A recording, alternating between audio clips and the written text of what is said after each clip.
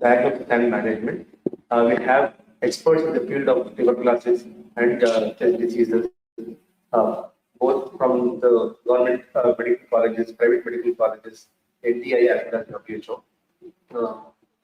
We will start the session within a minute.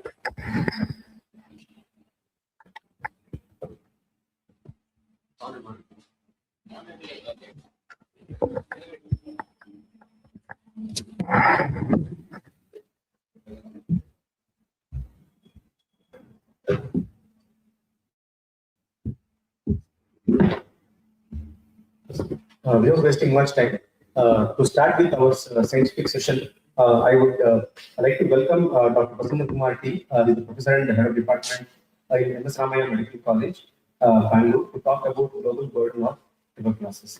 Good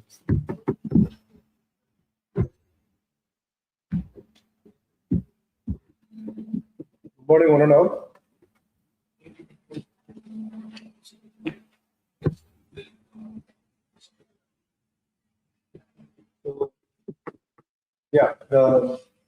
I'm here to talk about the global burden of tuberculosis. I bring greetings from Ramaya Medical College to the campus. So I'm going to read about the Global Tuberculosis Report 2025. It was launched in November 2025, just 4 months old.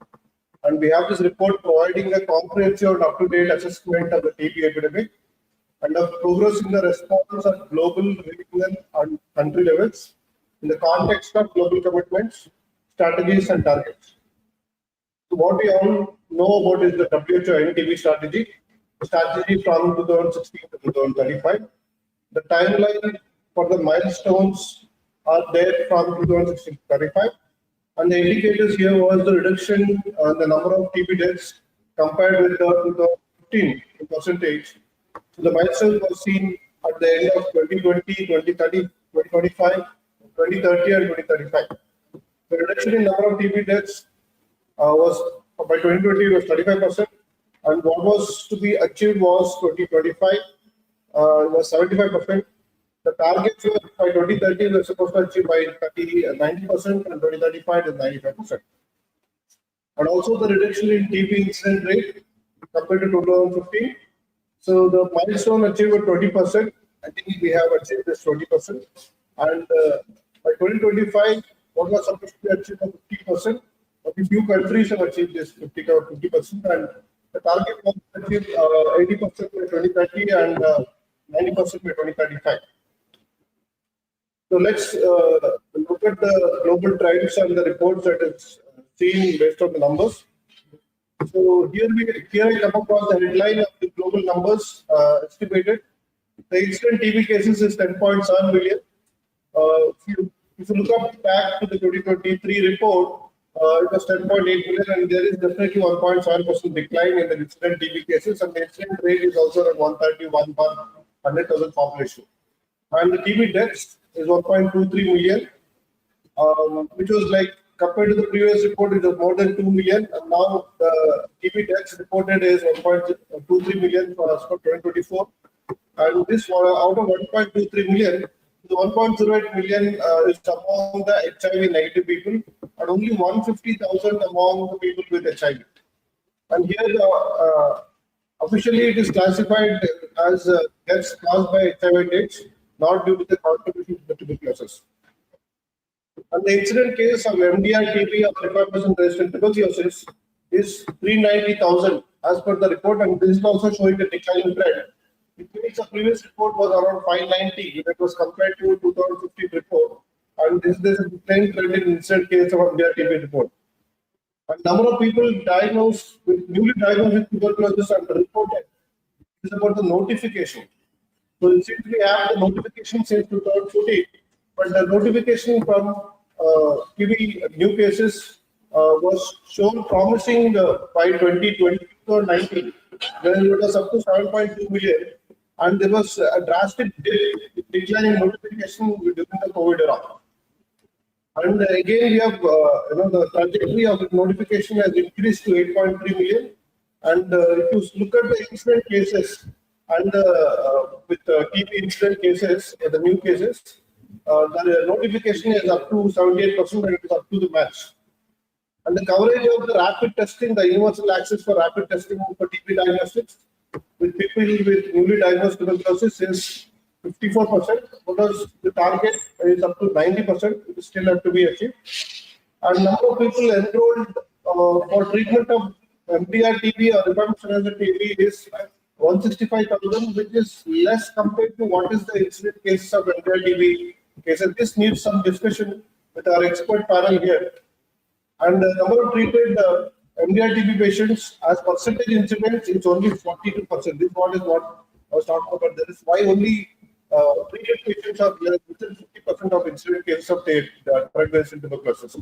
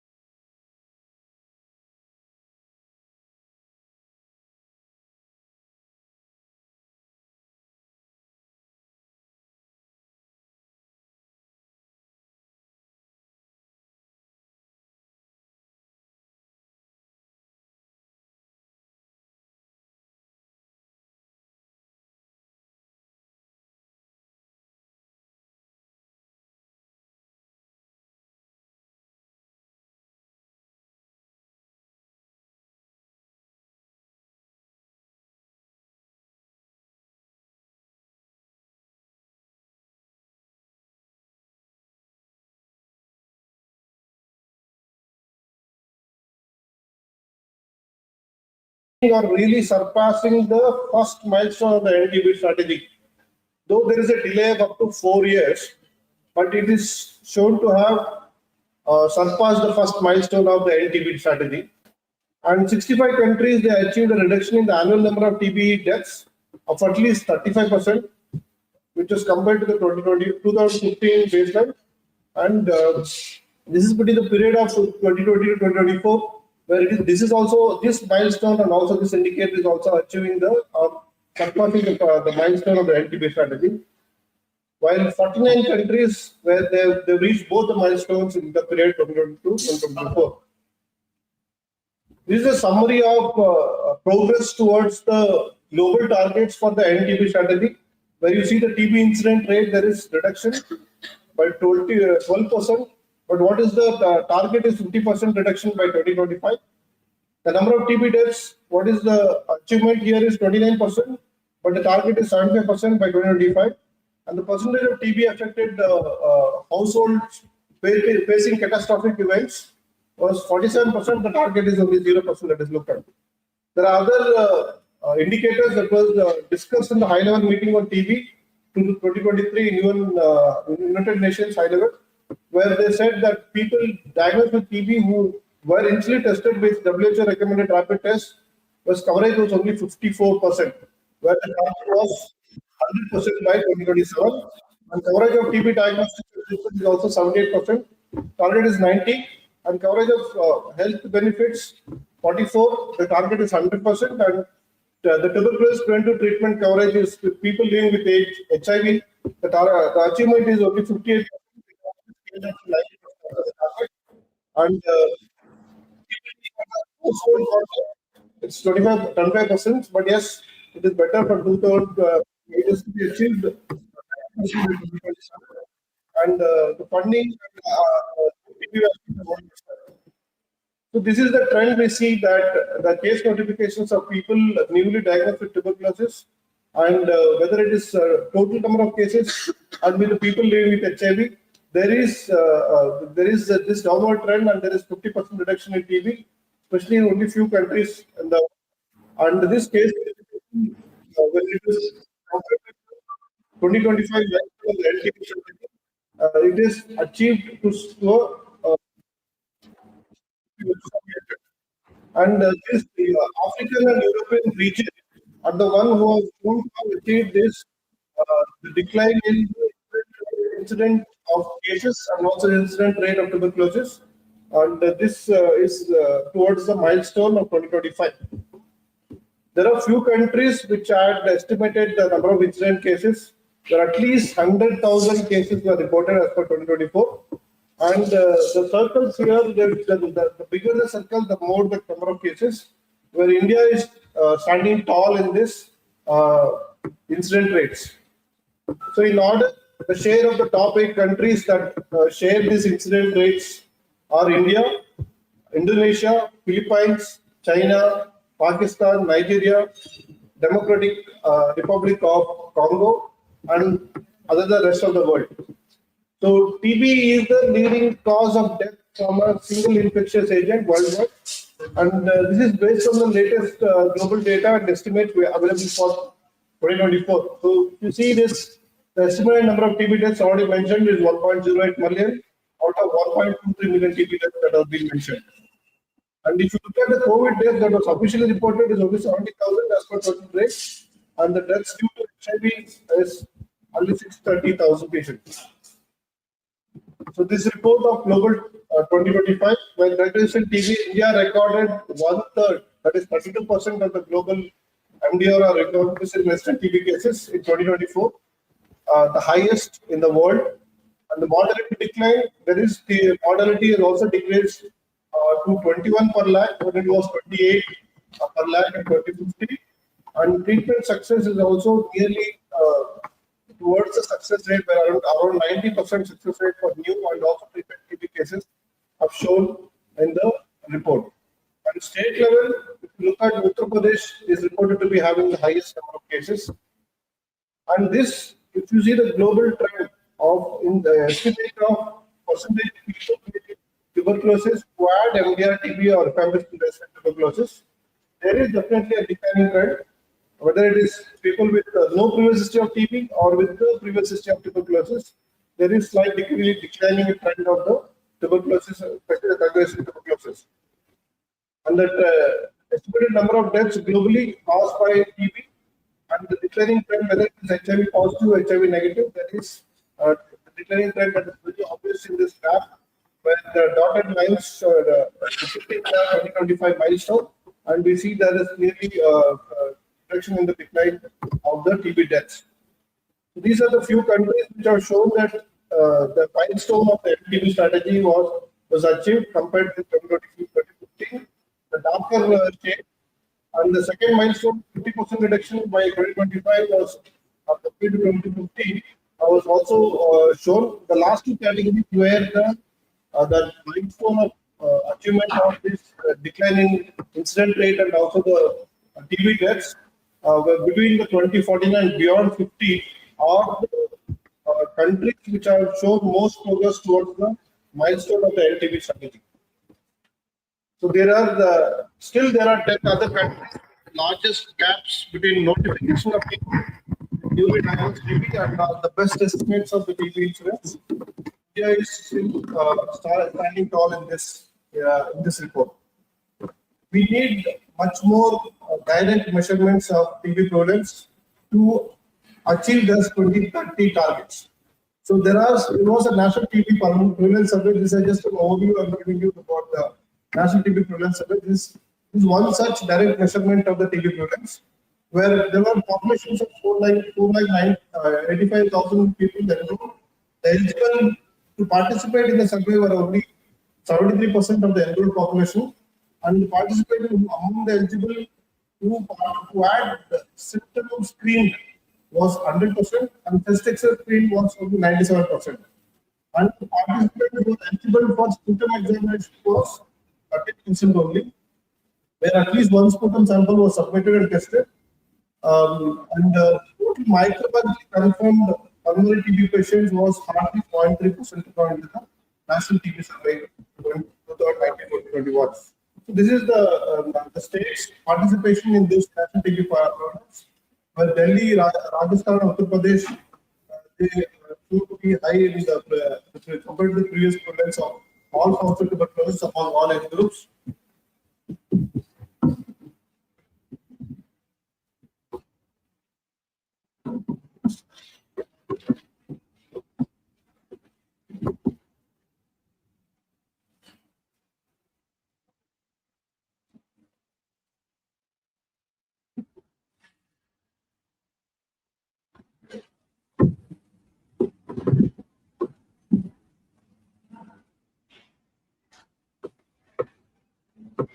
Yeah. So the prevalence notification ratio, the prevalence notification ratio to our pulmonary TB is also is shown to be our national TB prevalence survey, and it is in the range. So with this result were like 70% of the TB burden from 9 states.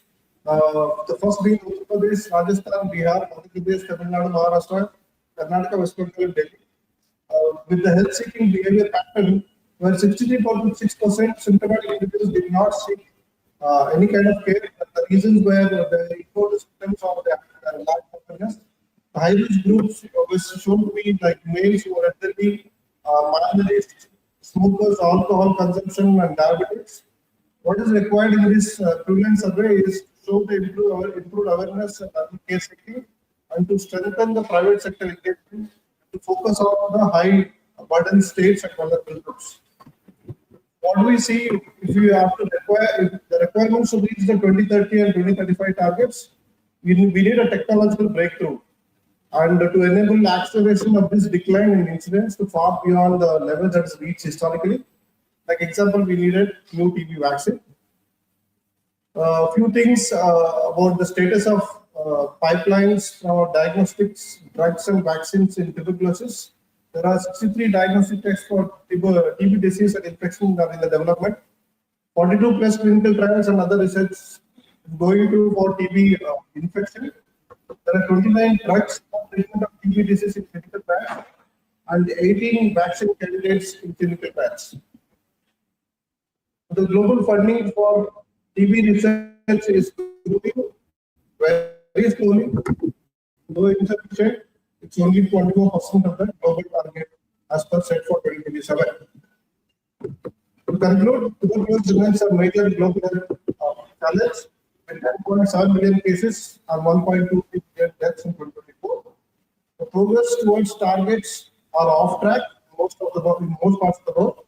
Most indicators moving in the right direction, and there are regional and country success stories. Part of it from India as well. This funding to this TB targets cuts and threatens the progress of to achieve the targets. Especially there should be this political funding, the domestic political commitment and the domestic funding from the high state and groups for achieving these targets. So we join hands to end TB. Let me get this for TB. Thank you.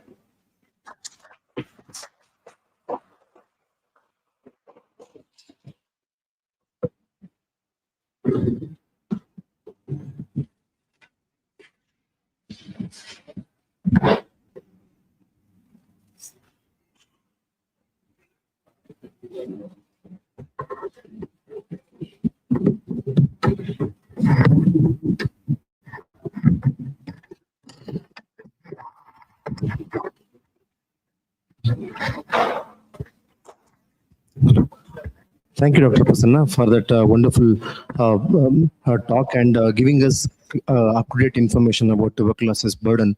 And I'm sure that with the advent of good medications and treatment facilities provided by the government and in the private sector, the global burden of the disease, the prevalence of disease is reducing. At the same time, more and more people are getting treatment. Thank you, Dr. Prasanna. I would like to welcome our chairpersons for the next session. Dr. Satyanarayana Mysore, sir, is the leading consultant at Manipal Hospital's Old Airport Road, and he is our president of Karnataka Pulmonology Association. Welcome, sir. I request Dr. Suma P. Kumar, madam. She is our executive committee member, and she's been a guide to all of us. She's a consultant at Excel Care Hospital. Thanks for being here with me. Thank you, madam.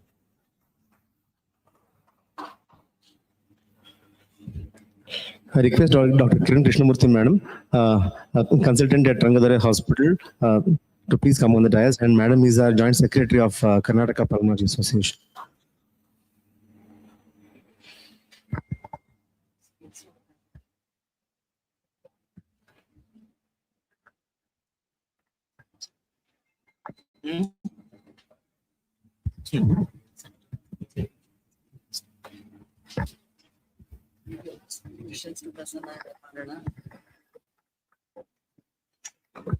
When we are just reconnecting, Dr. Prasanna, just a couple of questions. So this actual decline in the number of cases, is it purely a reflection of the TB prophylaxis regime that is coming to our country, India specific, whatever you presented, more towards India? So is it just a reflection of that, or is there any improvement in active case finding, and so we are doing that? And secondly, if you look at the numbers, 25% of global prevalence we contribute, and China contributes as big as us, but they contribute only 5%. So what do you think they are doing better than us? So the TB, first of all, we saw the, thank you for the question, madam. First of all, we saw that the TB incident cases with the notification, though there is an increased trend of that we have been, achieving the increasing incidents of, and also the notification of TB cases. And if you look at compared to the incident cases and the notification, we have achieved 78%. And we see this progress from beyond after this COVID era, which wasn't there in the previous before the COVID era. And we accept, and probably we should assume that TBT, tuberculosis preventive therapy, may be one of the key contribution for this progress of decline in incident cases, one thing, and also for the TB deaths as well.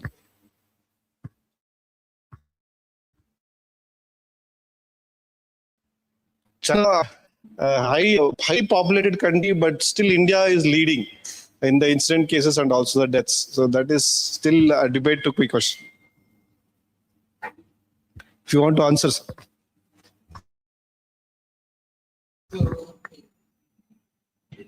Incidentally, on the Voice of Healthcare media, pan-India media, on the World TB Day, Professor Urvashi B. Singh was one of panel, and amount of TB combating strategies that are being offered are yet to be offered, but definite plans are there.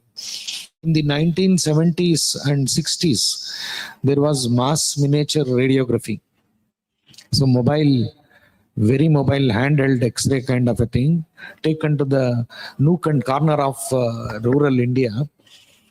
And the thing was not about diagnosing the 5 active signs of TB: cavity, node, fluid, infiltrate, miliary. That was not the thing. The idea was, if there is an abnormality, whatever be the thing, you do a gene expert or a NAT, CB NAT, and you report it. Later, that is picked up for treatment, and you rule out if there is an alternate pathology, you do rule it out. So that seems to be one of the populated country, but still India is leading. So in the that's why incident cases and report, also the deaths. I mean, So that is higher still a debate to reporting be may questioned. come through. In fact, there could be If you want to scope answer, for false reporting because the ultra may pick up trace Incidentally, which may be due on to the previous Voice of TB or Healthcare, infection, but no TB disease. media. So Pan-India there will be media, some on amount the of word TB day, false reporting, Professor which is a Urvashi plus point here. B. Even if it is was one false of our- reporting, you can and, always clarify and rule out amount of active TB TB. combating But finding a strategies positive that are is being the offered need of the hour. are yet to be offered. But definite plans are there. In the 1970s and 60s, there was mass miniature We radiography. call upon Mr. So Vineet mobile- VP. We all agree very that mobile diagnosis handheld is very X-ray kind of a important. thing, He's now taken to going to the educate us nook and regarding corner of rural early, India. accurate, actionable And thing was not about aspects of diagnosing TB. That is role of the expert in 5 TB active and the signs ultra of one we TB: were just discussing. Cavity, node, fluid, infiltrate, miliary. That was not the thing. The idea was, if there is an abnormality, whatever be the thing, you do a gene expert or a NAT, CB NAT, and you report it. Later, that is picked up for treatment and you rule out if there is an alternate pathology, you do rule it out. So that seems to be one of the populated country, but emerging still India is strategies. leading So in the that's why incident cases Good and morning to also the everyone. deaths. I mean, So that is higher still First a of all, debate thank to be you may questioned. come very through. much, In fact, KPA, there could be If you want to scope answer, for false Shiva sir, as reporting well as all the because stalwarts the here ultra may for this pick up wonderful opportunity. trace So we are from incidents which Central. may be on due to the previous hope you will TB know or about infection, but our no product TB more, disease. media. that is Gene Expert. So Pan-India there will be media. some So, amount of TB day. Today I'm false going to take you reporting, through what are the which is a different plus point here. diagnostic modalities that we Even if have it is false reporting, when we you can talk about always molecular clarify and diagnostics. rule out Amount of active TB So TB. Safid have a But finding a a positive legacy of is more than the a need of the decade, hour. Are yet to started be from offered. But 2010, definite plans where we there. have introduced our In the initial test, 1970s MTB and RIF, which is there in the government There was program now. mass So if you- miniature it is called Very radiography kind of important. generation He's now 4. taken to going to the educate us Then we have regarding progressed to MTB Ultra, rural India. early, and accurate, now actionable we have one more thing was not about test on the board, aspects of which is TB. That is MTB role of expert in XDR. TB and the That is ultra for the one we second were line. just So we Cavity, have 3 node, tests: fluid, MTB RIF, infiltrate, MTB RIF Ultra, miliary. and MTB That was not XDR. the thing. So I'll take you The through idea some of the was, key highlights of this test and how that is if there is going to help an us, abnormality, whatever be the in thing, you do managing a the patient gene pathways expert in or a better a way. doctor that is picked up for treatment So we are and you Safid. rule out if there is an Safid alternate is a company pathology, you dedicated do to rule it out. improving the healthcare by So pioneering that molecular seems to be one diagnostics. of the populated As I told you, our country, but system still is India Gene is leading Expert. So in And the this incident test cases and is also not the only deaths. So that is used, still first a of all, debate to thank be you questioned. very much. More than 20 in fact, there PSAs could we be have on board. scope for The false same reporting. system can actually give you results for all those parameters as well. Ultra So we have may for this pick up wonderful opportunity. Critical infectious parameters we Trace have in incidents which gynecology, may be we due to have in infection, but not oncology, TB disease. in hospitalized So infections. there will be So, some amount of Today I'm false coming to reporting. our global presence. But if We it have is plus presence point in here, more than 100 countries. We even if have it is over false reporting, you 17,000 can always molecular clarify diagnostic and developing rule out countries active across the TB. globe. But finding a Sold around positive is 11.85 the need crore of the TB hour. tests started from launching Plans test where we have introduced the manufacturing sites. We have MTB manufacturing sites in which is US, there in Sweden, as well as in program now. So few more generation. So coming to partner in the 35 emerging countries as well, and now so as we have one more test we have, which is partnered with almost all the countries, especially in the developing nation. We have 3 for the faster, better TB care, Ultra and MTB. That was When we talk about India, we have idea one of was the key highlights of this test and how that is going. Instruments there is going to help right an now in abnormal the private as well as in the public sector, you do managing a and the patient gene pathways expert or a TB test. that is picked up for In treatment India, and you Safid, rule out as well as in there the is an private alternate is around technology. dedicated to improving the healthcare by So pioneering that molecular seems to be one of diagnostics. the As I told you, we talk about India global is scene leading. citing prisoners So and that's clearly why mentioned about not global only TB burden. higher Let me highlight these points here. When we see the big red dots, that is India, unfortunately, for all those parameters. And we have India over here as well. That the product is wonderful opportunity. It's about the critical infectious parameters. We have in along the oncology section, we have the ophthalmology. There will be some amount of Coming to the top findings from the global diagnostic countries, we have over 70 molecular tests as the top 10 causes of death worldwide by a single infectious agent. And as we have mentioned about the manufacturing slightly high burden countries.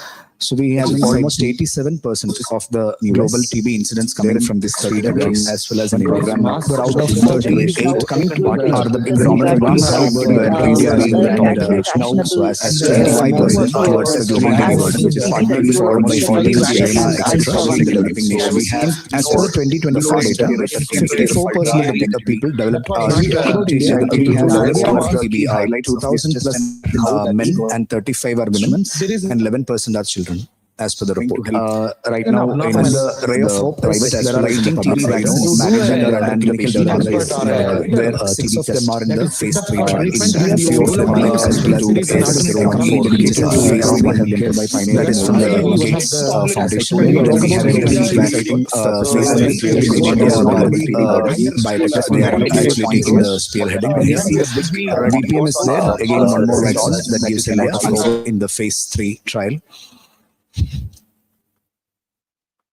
So coming to Gene Expert in general, so it's most like a test and treat model. So you have the sample, and the sample will have a very minimal pre-treatment, and once after that you will directly load that sample into the cartridge.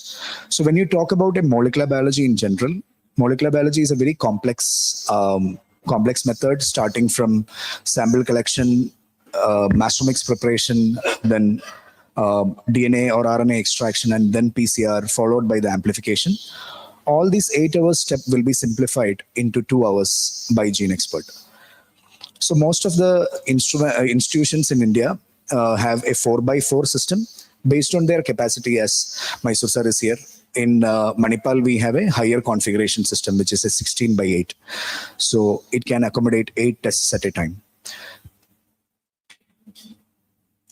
So I think, sir, I've already talked about it. I'm not again going back to those slides. So this talks about the global TB burden. First snippet is about global, and second is about India. Why we need to address TB? So there are majorly 4 pillars. First and foremost, we need to accurately identify it or diagnose it. Reducing the diagnostic delay. You know that even though we have the other methodologies, it may take a lot of time.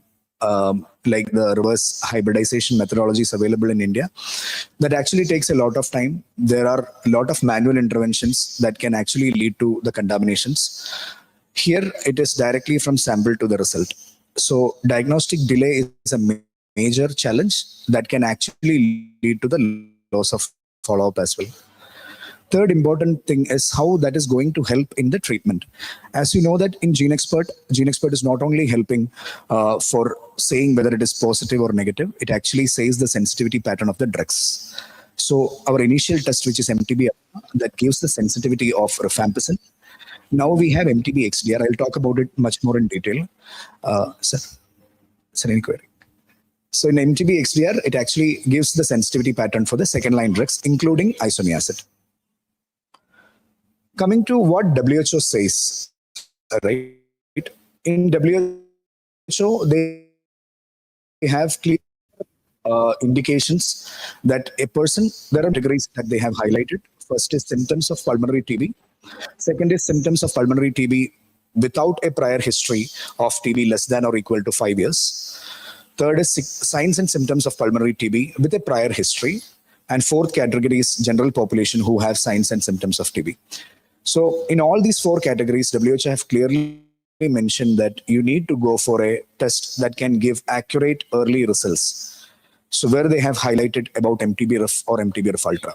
And this is from WHO Consolidated Guidelines, Module number 3, Rapid Diagnosis of Tuberculosis Detection. Coming to the MOH, which is Ministry of Health, GOI, Government of India, Training Module EPTB 2023. There is a very clear call out for CBNAT MTB-RIF, where they have clearly mentioned about using a CBNAT system for one-step simultaneous method that can give the MTB detection as well as the rifampicin sensitivity. So these are the different modalities of the systems we have.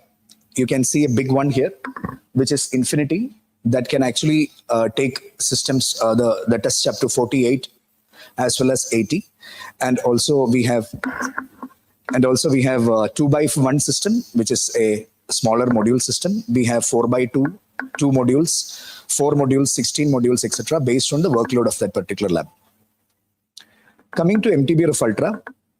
So before going to MTBRF Ultra, let me show you what are the tests we have. I have just briefed you before or at the start of the presentation.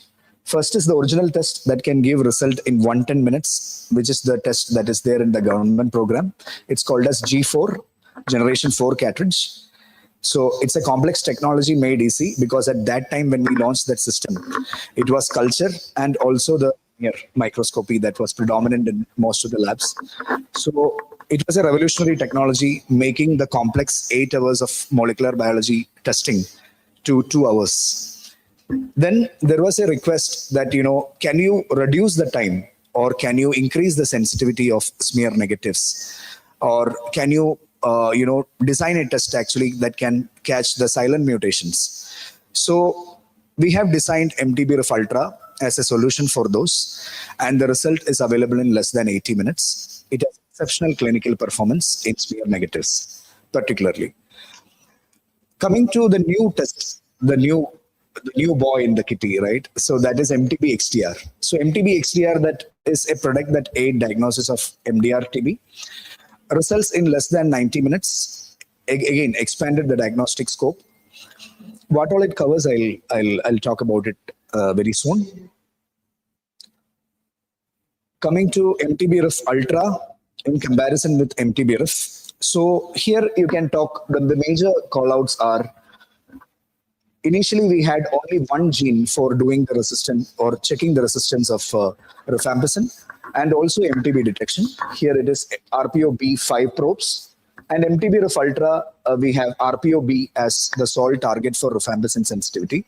And also for MTB detection, we have IS sequences 1081 and 6110. That is the most important target region for Mycobacterium tuberculosis detection. Coming to the PCR chamber, 25 microliters, we have expanded to 50 microliters. Why that is important? In order to increase the sensitivity. More DNA, better sensitivity, right? And the major important call out is 131 CFU is the sensitivity of our older generation test. Now it is reduced to 11.8.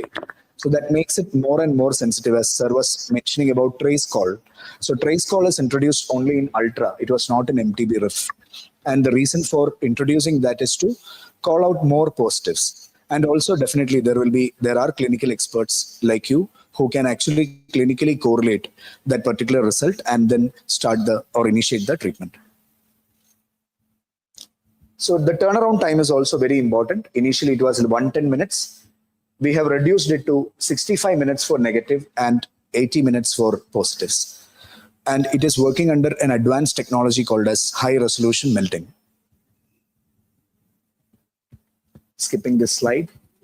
Very simple method, less than 1 to 2 minutes of hands-on time, followed by an incubation of 15 minutes. We will be ready to add the sample into the cartridge. Yeah. This is how the test result looks like. So it will give you, the people who have not seen a gene expert report, maybe can just see this. It will give the result as MTB detected. It is a semi-quantitative assay. It can give high, medium, low, very low, and trace. And also it can give the result as rifampicin resistance detected or not detected. Yeah. Coming to the report, I think this report is very important. In market, most of the times we have seen gene expert report, the system report is not shared. So it is very important that the clinician may ask for a CBNAT report, especially gene expert report, and they are getting a different report, right? Because they are saying it is the same target.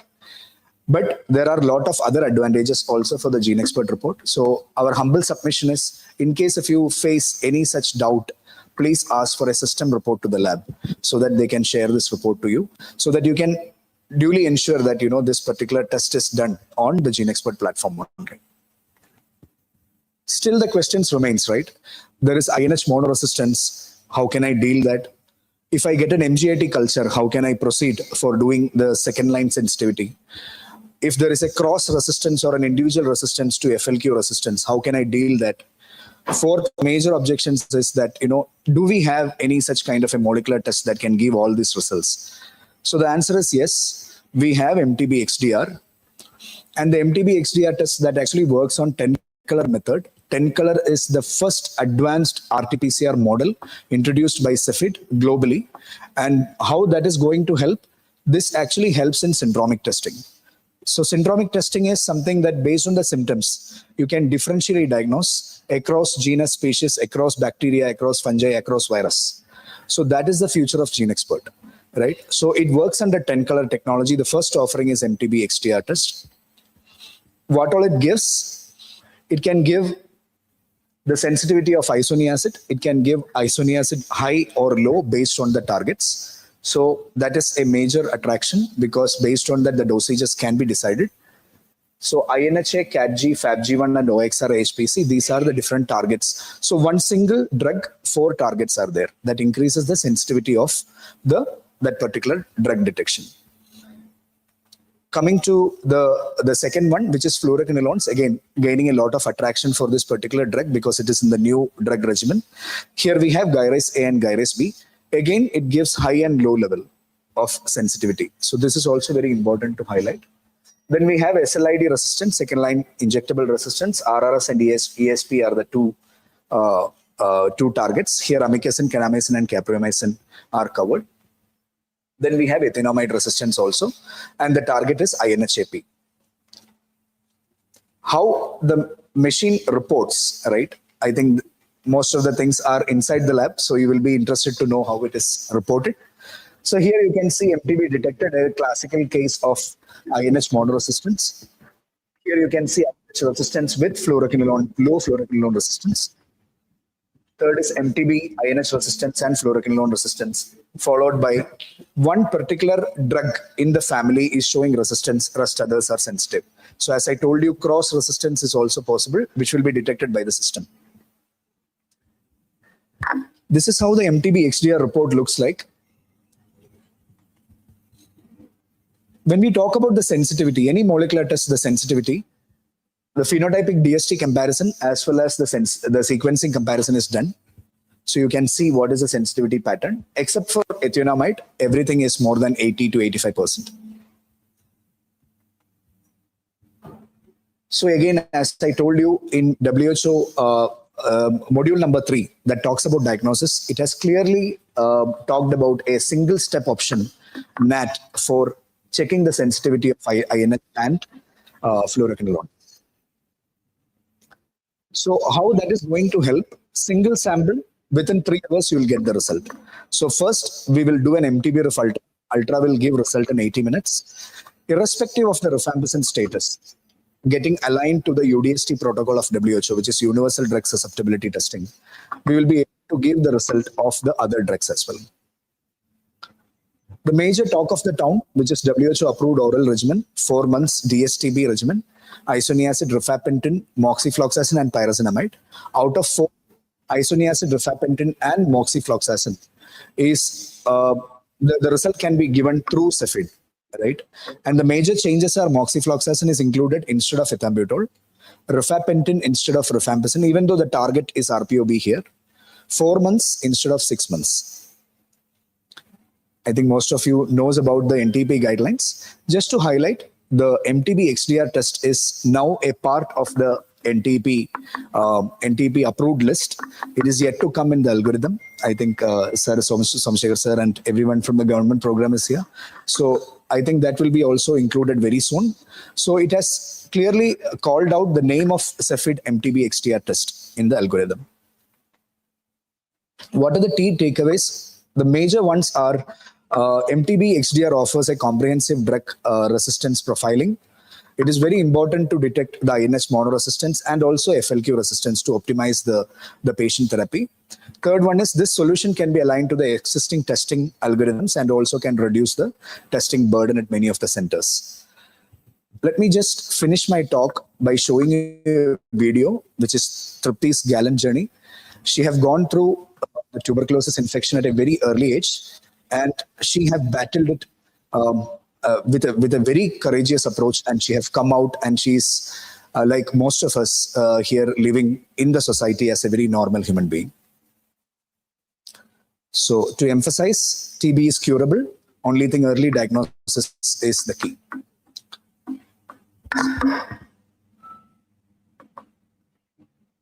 Ethambutol, rifampicin instead of Imagine you're rifampicin, climbing even a though the mountain. target is RPOB here. 4 You're months reaching where instead you of 6 always months. wanted to reach. I think And of you suddenly, knows about the NTP there's an guidelines. avalanche Just to highlight, the pushing NTP you into a XDR test deep, is dark, now a endless part tunnel. of the NTP That's approved how I list. felt when I It was is yet to come diagnosed in the with algorithm. TB. I think Sir Somshekar sir and everyone from the government program is here. I am Tripti So Chukula, I think that will be also and this included very is my soon. story. So it has clearly called out the name of Cepheid MTB XDR testing in the algorithm. I was 25 when I was diagnosed with TB for What the are the first key time. takeaways? I The did major not ones know are it was TB in the MTB beginning. XDR offers a comprehensive drug diagnosis took a very long resistance time. profiling. It is very important to TB is detect an the INS infectious monoresistance disease and that also is FLQ caused by resistance to an optimize organism the called patient therapy. Mycobacterium Third one tuberculosis. is this solution can be aligned What to the makes it existing testing exceptionally virulent algorithms is and that also it can is reduce the transmitted testing burden at through many the of the air. centers. TB actually has Let me killed just finish my talk by more showing human you beings a than any video, other which infectious is Tripti's disease. gallant And I journey. think the She important have gone points to through note is that accurate tuberculosis infection at a very early age, diagnosis has the potential and to be a she have cornerstone in battled TB it control. with a TB very is like an courageous approach, escalator, and she have starting come with out, simple and she's drug-sensitive TB, like which most of anyone us can here treat within living 6 in the months. society as a But very if it's normal not human treated being. appropriately, you amplify the So resistance to from emphasize, sensitive TB is TB to curable. MDR. Only thing, early diagnosis I was is the given a key. treatment which did not suit my body, to which I responded in a horrible manner. I had major muscle inflammation. Rifampicin instead of Imagine that was rifampicin, even though the extremely target is painful. RPOB here. 4 You're months reaching That where instead of you 6 treatment only always months. served wanted to to reach. partially suppress the And drug. suddenly, Knows about And the the TB NTP comes there's an back guidelines. with a avalanche. bang, Just as to it highlight, always does. the pushing NTP you It into a XDR recurred test and deep, is dark, now resurfaced a a few part years of later. the She came back with a NTP more advanced stage of NTP That's how I approved drug-resistant felt when TB. I was That's when I first saw algorithm. it. I think Sir Somshekar sir and everyone from the government program is here. I am Tripti So Chukula, I think that will be also and this included very is my soon. story. So it has clearly called out the name of Cepheid MTB XDR testing in the algorithm. I was 25 when I was diagnosed with TB for What the are the key first time. takeaways? The lab The major diagnosis ones of are TB It was is TB in the MTB beginning. XDR tell offers us a that in comprehensive these drug diagnosis took a very long resistance time. profiling. It MDR, is that very is important to multi-drug detect resistant the infectious INS disease, or monoresistance TB and that also is FLQ caused by resistance to a optimize the ostensibly patient therapy. Mycobacterium Third one tuberculosis. is this solution can be aligned I to think the early existing screening tests algorithms and also with can reduce the transmitted testing burden basic at many amplification centers. technology. The TB Other way actually to has go. Let me killed just the finish my turnaround talk time for by molecular showing tests cannot even be video, compared to which much. is It's much Tripti's faster. gallant And I journey. think the important Within She have 6 gone point to hours through note is that accurate tuberculosis infection at a diagnosis very early age.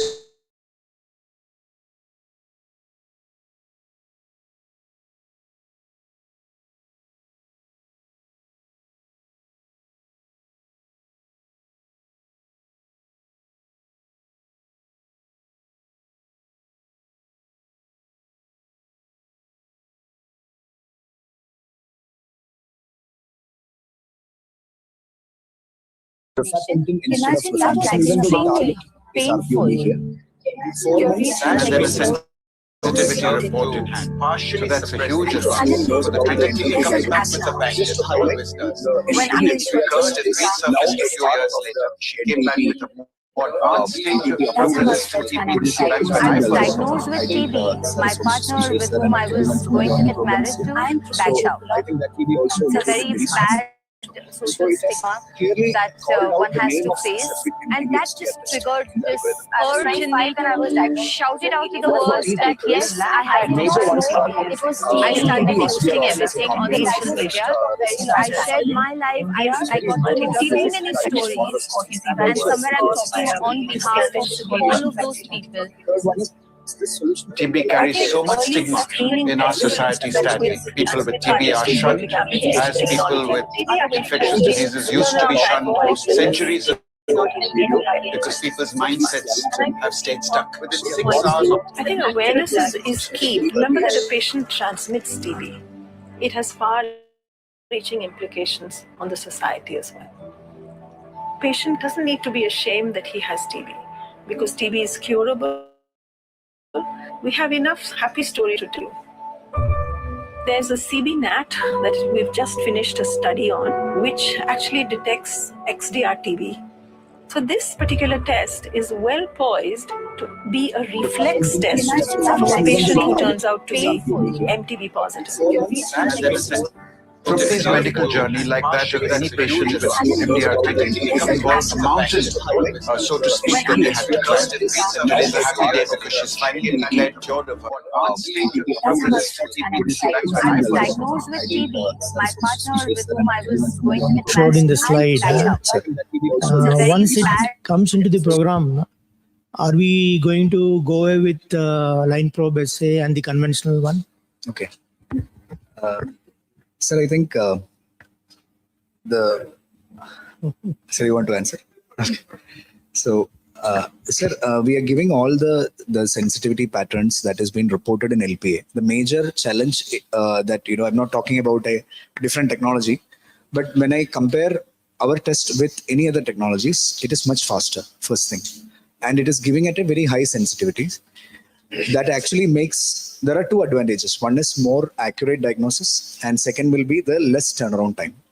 As LPA is being performed in the private centers also, the actually delay that they will face, first is that they have to batch, because running one sample every day is actually cumbersome for them. It's laborious. Second thing is that it is sometimes gives a very faint bands in the result that actually creates confusion. So there is no clear-cut result sometimes, and also the performance in the smear negatives is also not at par. So these are some of the things which even in the private centers also, I think government sir can talk about it because sir have worked exclusively in LPA. But most of the centers have asked for a faster rapid test so that it can be kind of the diagnosis can be made faster. So in a single day, within 3 hours, you will be to give both the results, both first line and second line together. So I think that adoption is something that we are expecting in the government as well. I have a question. One question. So you're saying that we can use this with smear negative spam cells as well, correct? Sir. As opposed to LPA. Sir. I want to know if anything has changed with rifampicin resistance false positivity between the regular and ultra. Is there any change in it? Definitely. Yes. Because initially we were having one sole target in the presentation I have mentioned. In the sole target, which was only RPOB for MTB, here it has made exclusively for rifampicin sensitivity. Because initially only the sole target. Now for MTB, it is IS sequences, which is insertional sequences, which is the multi-copy elements in MTB. So that is introduced as the sole target for Mycobacterium tuberculosis. So how does that change the false positive? That has actually increased the sensitivity of the detection. For detection as well as for the sensitivity. So less false positives. Sir? Less false positives. Yes, definitely. How much difference? So again, we have to go back to the papers. There are some few comparisons with the MTB-RIF G4 with MTB-RIF Ultra. So I can give it to you when I meet you in. At Manipal, we have both Gene Expert Ultra, yes, and 10 color also. Definitely. One of the problem we face is, let us say clinically, I see a patient, I take a bowel sample, I am suspecting MDR. The problem is that the labs will say, we'll do the ultra first. Okay. Only if it is positive, then we'll process it for the 10 color. Okay. So I think the time could be cut shorter if the initial Gene Expert along with the 10 color is processed. I understand. Correct. That in a private, you always try to save the money for the patient. So, but it takes away the time factor. Okay. Is there a way to balance that? Sir, actually the claim from the organization, from our organization is, if MTB is declared as positive, you can directly reflex on ultra, so on XDR. So there are some of the setting where they don't know the status of MTB, where they will do ultra first and then they will reflex the test on MTB XDR. There are two facets to it. One is that MTB ultra has a higher or a superior sensitivity when compared to XDR. XDR has 136 CFU per ml, where ultra has 11.8. So it is to identify the status of MTB early with a very high sensitivity test, and then following the investigations with an XDR. So if you have, that is the reason we have the claim for MGIT culture. So once MGIT culture comes positive, you can directly reflex that particular that sample directly on MTB XDR. Another challenge that we may face here is trace. In case of trace call, we can't reflex to XDR because of the very, very low bacillary load. So practically, that will give you negative in XDR. So if you have low, it makes sense to reflex to the curve. Sir, as per technical investigations, low and very low can be reflexed. There is no doubt about it. But in case of trace, it is not. So trace, sir, again, the call from WHO is on three scenarios. First is HIV TB co-infection, second is EPTB, and third is pediatric TB. So three cases, we can release the report as trace as positive.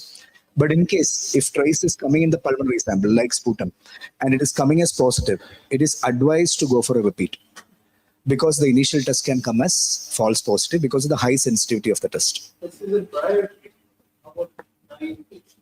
Sir? Completely naive patients. New patient. So new patients are again, there are a lot of clinical thing coming into the picture, but in that case, we should have a proper clinical correlation. If smear comes negative, then parallelly, we have seen labs even sending for culture as well. But ideally, if it has been at a very low bacillary load also because of the high sensitivity ultra picks. And if ultra gives as high, medium, low or very low, we can directly reflect on next year. So he has answered. Whatever the program, he has answered the same. That's what traces, you have to repeat.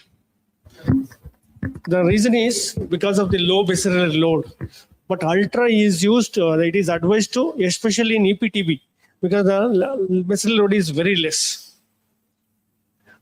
Follow-on test. Yes, first MTB detected, as sir told that, MTB detected, and then to know the further resistance only, that XTR has to be used. This is what the advice given by the program, sir. Sir. Sir, ball, it is very difficult. In that case, clinically, you have to correlate, sir. So those traces, there was a study. We have followed those traces. What happens? 50% this way, that way. In that case, you have to weigh.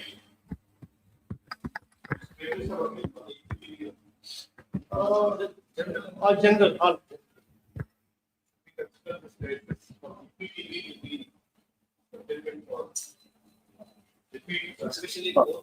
Yeah. Sir, whenever there is a traces, you have to repeat the test, and if possible, culture also has to be done. And clinically correlate, you have to take a call. When difficult to take as you told that, Ramesh sir has told that, difficult to take the sample, you have to observe.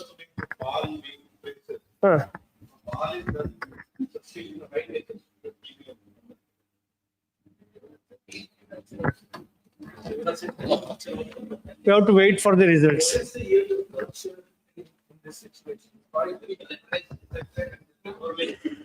That I don't have any responses. That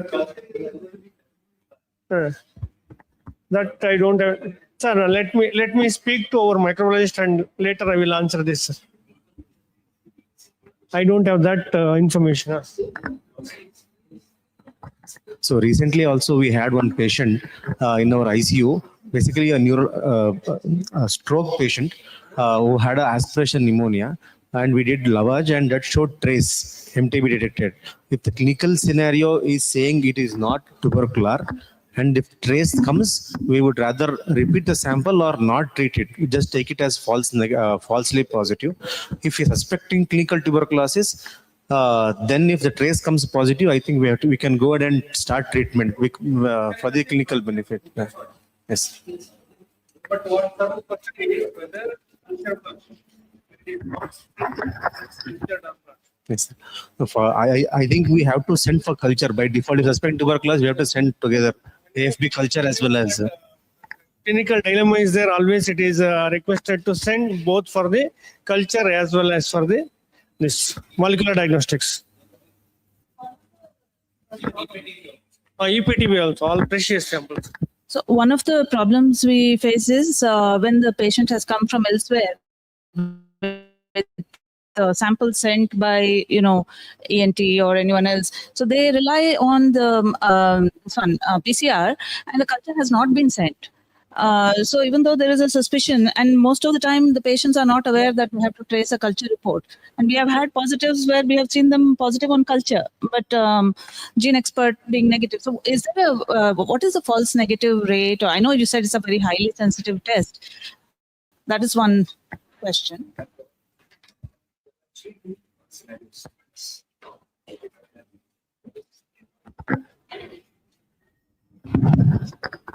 There are two scenarios, ma'am. One is actually culture sensitivity is around 10 CFU per ml, and for ultra it is 11.8.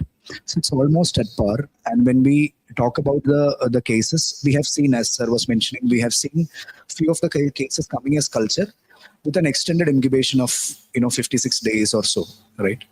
Which may not be picked up in ultra. That is one case. Second is that it can actually be an NTM, which we need to, maybe a slow grower, which we need to confirm by lab diagnosis, which cannot be detected by gene expert. So that case is also there. And we have seen increased cases. If it's a rapid grower, it will give you a result in 2 to 3 days. But if it's a slow grower, it can go up to, more than 30 plus days to give you the result. So that scenario is also there.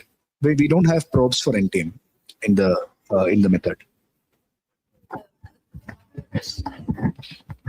Since we don't have the gene expert in-house and we outsource the samples, and if it's a bulk sample or something, will you automatically be putting it through for ultra or the XDR?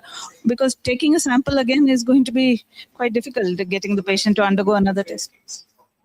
You can directly send the bulk sample, or maybe you already know, and the challenge here will be if it's a very trace result, it can give you negative. But apart from that, if it's like high to low or very low, it can be directly reflexed on XTR. But only thing is that the result need to be known to the lab. Then they directly do an XTR. The only challenge here will be the sensitivity, because sensitivity is 136 versus 11.8, so that we are not missing any of the cases. So if we are clinically strongly suspecting, then we have to be... You can directly send. Yeah. So once it is detected as positive, you can directly send. If you want both the investigations from the same sample, they can do ultra as well as XTR. That also is possible. We'll have to ask in advance. Yes. If you don't know the status, ma'am. If you don't know the status, we can do both the tests, and within 3 hours, the lab can report you the result.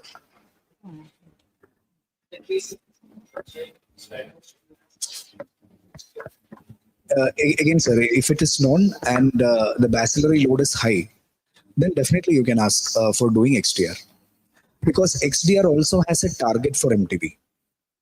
That is an important point to note here, because it is not directly looking at the sensitivity. The INHA promoter region is designed in such a way that it will look for the presence of MTB. So in XDR also you have the target for MTB. Thank you for that insightful discussion as well as a talk. Genomic sequencing, this thing.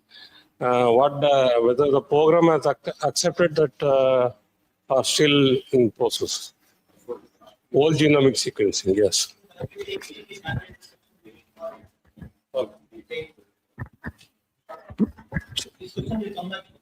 Sure, sir.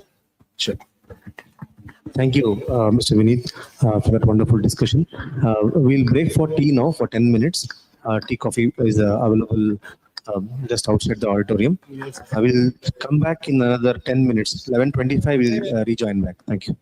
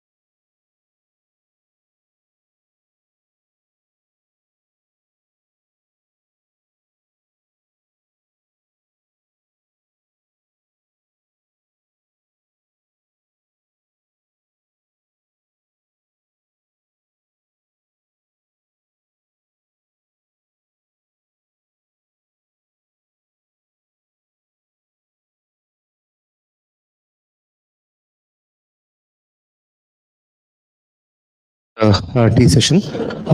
Now we are going to go ahead with learning more about the management of tuberculosis, both drug sensitive and drug resistant tuberculosis.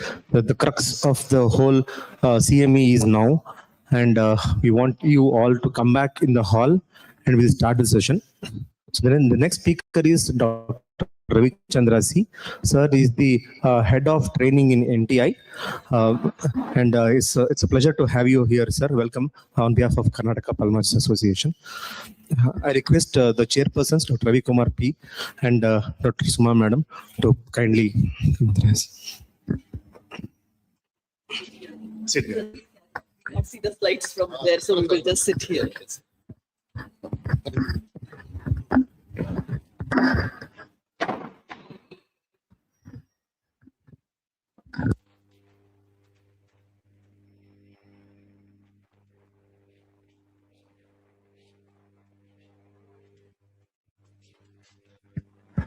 Hello.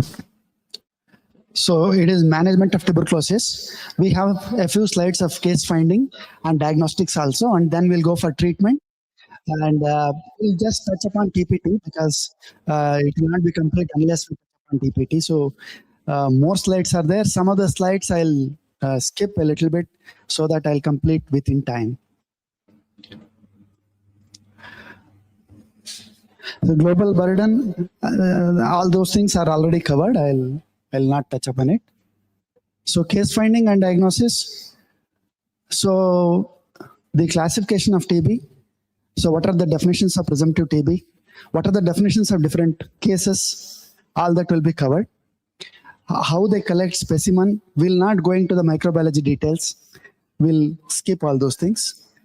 And the rest of the things already covered. Okay. So pulmonary TB involves lung parenchyma. As you all know, pulmonary TB means it involves lung parenchyma, and anything outside lung will be called as extrapulmonary TB. So miliary TB is classified as pulmonary TB because there are lung lesions. So patient with both EPTB as well as pulmonary TB is called as pulmonary TB. So these are all small things which are very important for the students also.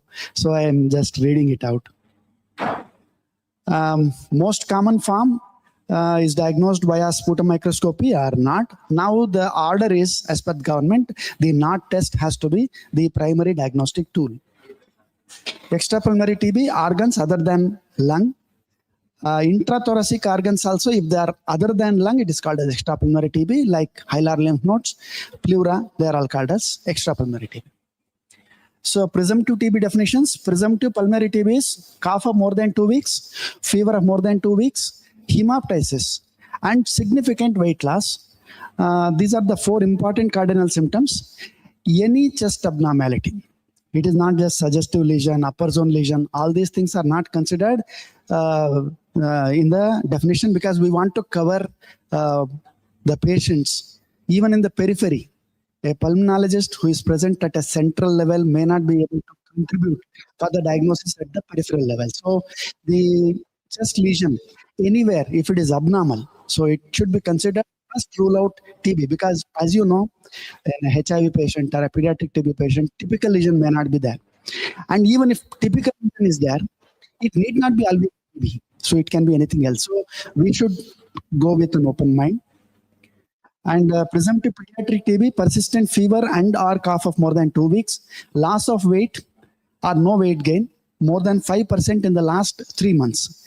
If it is last or if there is no weight gain at all, then it is considered as a cardinal symptom. As the weight recorded very regularly for the child, it is easy. For an adult, it can be like, we can be flexible, 10% weight loss in a period of 6 months. So that also can be considered. Then in children, there is one symptom. Actually, history itself is a symptom because if there is a history of contact, that itself should alert us to rule out TB. So within last 2 years, maximum number of breakdown to disease happens within last 2 years. So if it is within 3 months, even great. Within 6 months also good. Within 2 years also we should not neglect the history. So presumptive EPTBs, organ specific symptoms will be there. So there can be pain in any organ. It's a chronic pain. You have ruled out all other things. Consider TB and try to microbiologically diagnose extrapulmonary also. So of course, constitutional symptoms will be there: significant weight loss, persistent fever, and of 2 weeks or night sweats. All these things will be there, along with organ specific. Presumptive DRTB is all notified TB patients are considered as presumptive DRTB also at the beginning, because see, DRTB, if diagnosed at the end of treatment, once the drug sensitive TB is not responding, that means we are wasting 6 months of precious time, and patient will be waiting for his correct treatment. So that is why universal DST is being at the beginning of treatment only. At the beginning itself, we should know. So Somshekar always used to say HR okay is not okay, because at the beginning itself, INH resistance is there or not, rifampicin resistance is there or not, injectable resistance is there or not, fluoroquinone resistance is there or not. We should have an idea. If we know, the minimum required is whether rifampicin resistance is there or not. That means the program gives a patient, it is the right to know whether my TB is resistant to rifampicin or not in the beginning itself. So what is required is within the first 2 weeks, we should be able to give an answer whether the person is suffering from TB, which is rifampicin resistance or rifampicin sensitive. So passive case finding, for a century, the program always expected that the patients will come to a clinic or even any other doctor or non-formal doctors who are practicing, somewhere they'll come. So we don't need to go to community. That's what the belief, and that's what we practiced for a century. So now that has changed. So in some of the high risk patients, we may have to go to the community, and that is the change in the recent times. And one more thing is, we will, anyway, the way we diagnose, there are 3 ways. One is passive case finding. The second one is intensified case finding. There also you are not going to the community, but you are asking every patient, just like we ask for whether you smoke, whether you have cough of more than 2 weeks. We can't ask whether you had TB. So we have to diagnose. We can ask all the symptoms. Even though the patient is not coming up with any symptom, he may say, I'm feeling fatigue. I don't feel like eating. So very vague symptoms he may come with. We should ask for every patient in the OPD whether he has any of the cardinal symptoms. If they have any of the 4 cardinal symptoms, so we'll be able to investigate and confirm whether the patient is suffering from TB or not. So by intensified TB case finding, it is found that the TB case finding is by around 7%. So that is the advantage of asking for cardinal symptoms. Active case finding, here actually we are going to the community. We are going to the high risk groups like HIV people. If they are residing in a separate place, we should go there and regularly, at least monthly once. In the same way, if there is a transplant patient, if someone is getting steroids, antimetabolites, they are coming for a visit to a clinic, we should ask whether there is any symptoms suggestive of TB. So then we should investigate. And all the HIV patients, it is of course TB and HIV, there is a collaboration.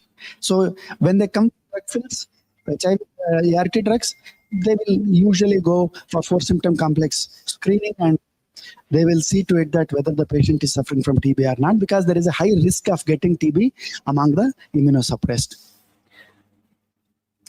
So these things we will not touch upon. This is more of lab. So CB0 we have discussed, TrueNOT we have discussed. So we should utilize these things. This is the upfront. NOT is always upfront. We have to diagnose upfront by using this, because smear is quite old, century. It has given us great service, but its sensitivity is 50%. Okay, so here the sensitivity is quite high. We use molecular diagnostics so that we diagnose faster. One is TB diagnosis is faster. The other thing is we will come to know whether the person is suffering from drug-resistant TB or not. So that is the advantage. So we have first line and second line LPA.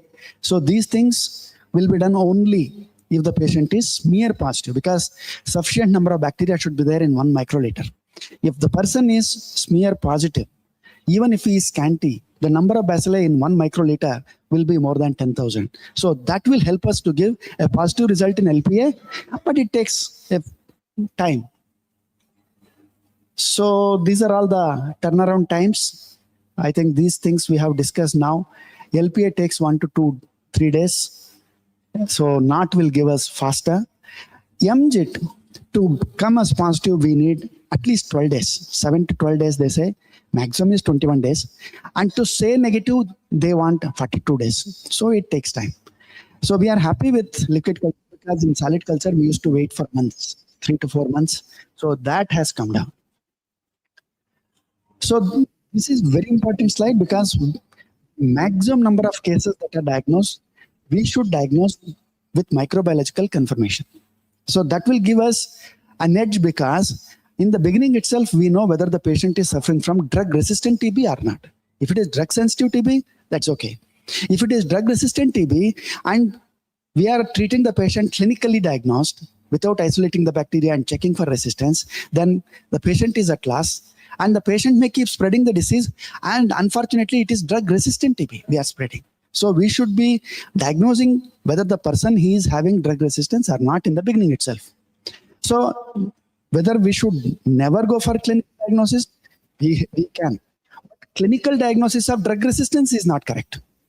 Clinical diagnosis of drug TB is acceptable because as a clinician with vast experience, if we could not, after attempting honestly to have a microbiological confirmation, if we cannot give a microbiological confirmation, then of course, clinically we can diagnose based on histopathology, X-ray, whatever.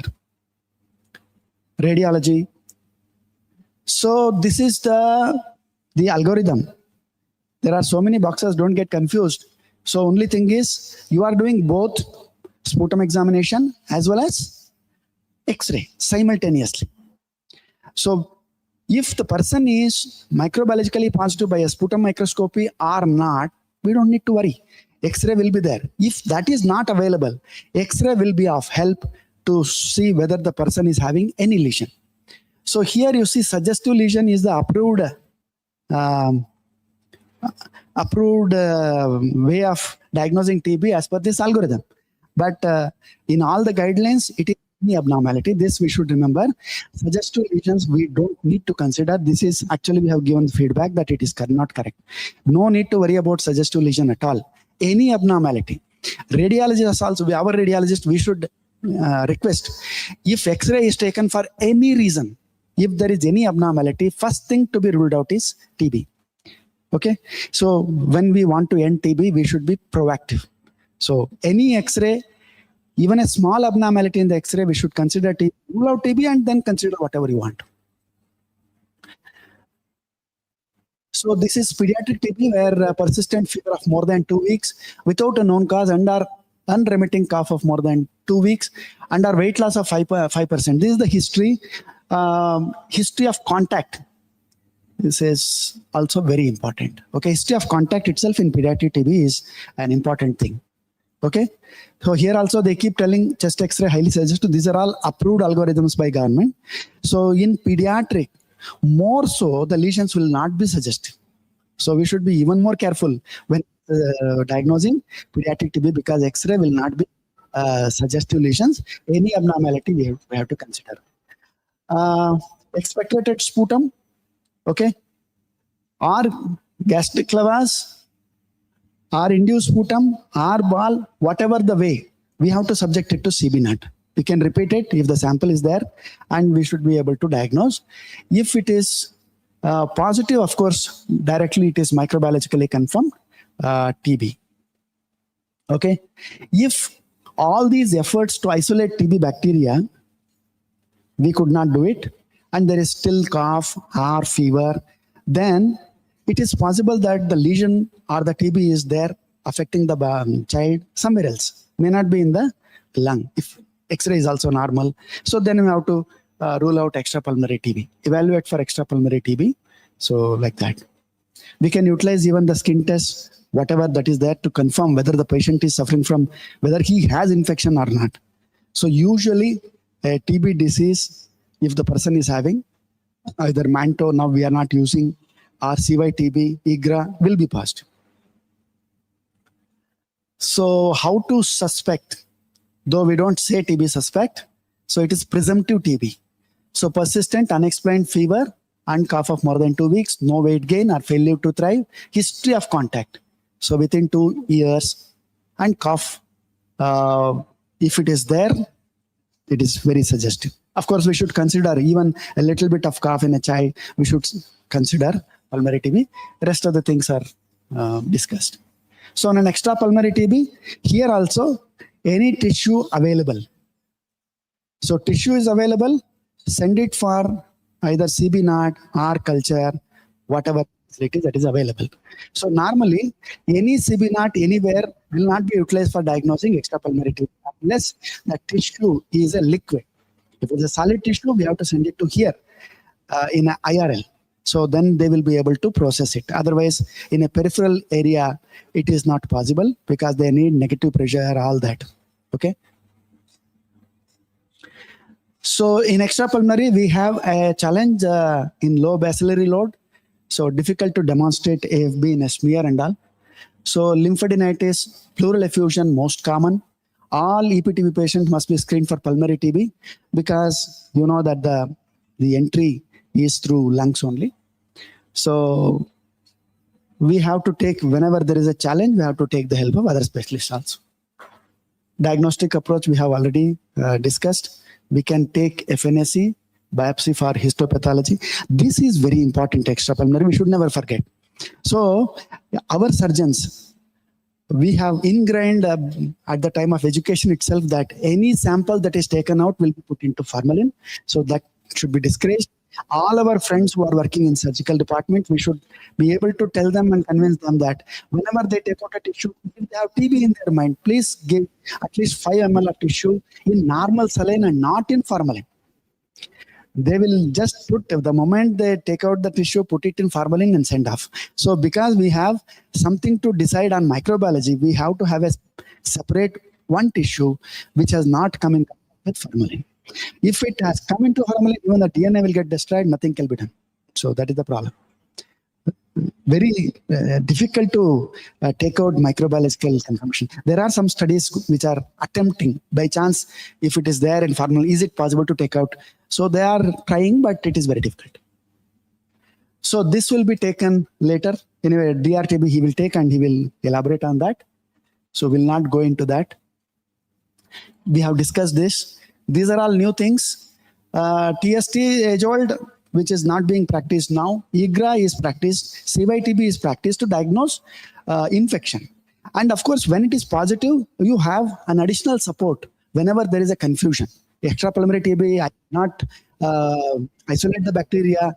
I have still doubt. These are supportive tools. If there is an X-ray lesion, anything abnormal in X-ray, I have a support. So we should also consider the history of the patient, contact, especially in children. If the person is suffering, the child is suffering and you don't have microbiological evidence, then go back to the relatives. A person usually within the household or neighboring, there may be a patient. And he is diagnosed with, like for example, H-resistant HRTB. So then in all probabilities, this child may have got it from the same person. Though it is microbiological confirmation of the contact, we can take that diagnosis as a clinical diagnosis of DRTB in a child. So it's rare. Not one person will take, a committee will take a decision. So then only the child will be put on DRTB. Okay. So this is the laboratory network, and so we'll go straight into chemotherapy. So what is the goal? The goal is immediately we should stop people from dying. Case fatality should be reduced. Okay. Minimize or prevent drug resistance. We should try to prevent drug. How it is tried? The person who is taking TB treatment should complete all doses. 56 doses in intensive phase, 112 doses in the continuation phase. All the doses, if he continues and completes, then there is no chance for the TB bacteria to become resistant. Because in intensive phase, we are giving 4 drugs. In continuation phase, we are giving 3 drugs. So when it is properly taken, there is no chance that the person will become resistant. So why they become develop resistance? Incorrect regimen. We should avoid monotherapies. and ensure adherence. So these are the important things. So the render the patient non-infectious. This has to be done at the earliest. So within the first 2 weeks, within the first 2 months, because of intensive phase, they will become non-infectious. The sputum will become negative. In fact, within 2 to 3 weeks, if a person is having a cavity of 1 inch, cavitary disease will have a lot of bacilli. 1,000 lakh bacilli will be there, an estimate in a 1 inch cavity. So if you are giving intensive treatment, the number of bacilli, 1,000 lakh will come down to 100 bacilli. So that is the effectiveness of drug sensitive TB drugs. The regimen that we follow is very, very powerful, but we should complete the treatment. That is very important. So when they become non-infectious, they will not spread. So within the first 2 weeks, the chance of spread of the disease will be prevented. So that we should take care. So how the short course of 6 months? You know that earlier, before 1985, we were giving long course. What is this long course? 12 to 18 months of treatment. 12 to 18 months the patient has to take. Imagine all our well-read doctors, many of us, we have not completed a 7 days course of antibiotics. The person is cursed with 12 to 18 months. So shorter the duration, more successful it will be. Shorter the duration of treatment, more successful. So that is why 6 months treatment becomes very important. And this is possible because of the discovery of rifampicin in 1968 and pyrazinamide in 70s. So these two drugs, when they were introduced into the regimen, the 12 to 18 months of treatment has come down to 6 months. So effect is same. Okay. Minimizes relapse, prevents emergence of drug resistance, improves treatment adherence, because it is shorter duration. Okay, so that is the advantage. Okay. So what are the characteristics of this regimen? We have to achieve peak serum levels at one point of time. So we can't give divided doses. Lower dose, okay, over a day, no problem. No, we have to give the whole dose at one point of time because it is dose related. What is the peak serum level that is achieved in a day? So that will take care of the death of all the bacilli. All the bacilli will die faster. We'll not go into further details. So combination therapy is very, very important. We'll discuss it later. And daily, we have shifted several advantages. Earlier, thrice weekly regimen we were giving, isn't it? For a long time, till 93, there was, after 93, even before also, before we were giving all the drugs, 93, we took a decision, we have to shift. 97, we shifted to thrice weekly regimen when we introduced RNTCP. And now we have shifted in 2016, 17, 18, we shifted to daily regimen. What is the advantage? You know that retreatment cases, that means the person after getting treatment, he is coming back within 2 years with again TB. This is a retreatment regimen, retreatment people. And there are some who fail and come back. There are some who leave treatment and come back. These are the retreatment patients. And India was contributing those days 20% of the global burden. So 1 in 5 TB patients were Indians. Okay. But retreatment cases, do you know what is the proportion of retreatment cases in the world? And what was our contribution? Our contribution was 50%. 50% of that means we are treating and they are coming back. We are again treating. So that means our treatment was itself inadequate. We were not knowing what is the reason. Finally, the results of many researchers, many surveys, we found that it is the thrice weekly regimen which is responsible for so many relapses. When it was introduced, why it was not taken care? Those days, whatever the research evidence, that was giving very clear evidence that thrice weekly is as good as daily regimen for curing the patient. Whether there is any relapse, we didn't have that much data. So there was one paper that was produced by one research in NIRT Chennai and one from NTI. So which gave us insight that these regimen thrice weekly will give us more retreatments. Do you know what is the gain after giving daily regimen? Any guess? Daily regimen, whether it has helped or not. We should see now. We have taken such a big decision that thrice weekly is not good. It is because of that only retreatment. Okay, let us check what has happened after daily regimen. So I just went through all the TB reports from 2016 to till date. So what is happening? 21% was in 2016. It came down from 21 to 19, 18, 17. Now it is 7. 61% reduction in retreatment cases. 61% from 2015 to this. See, some decisions, they are really noble decisions. So it has given us so much good.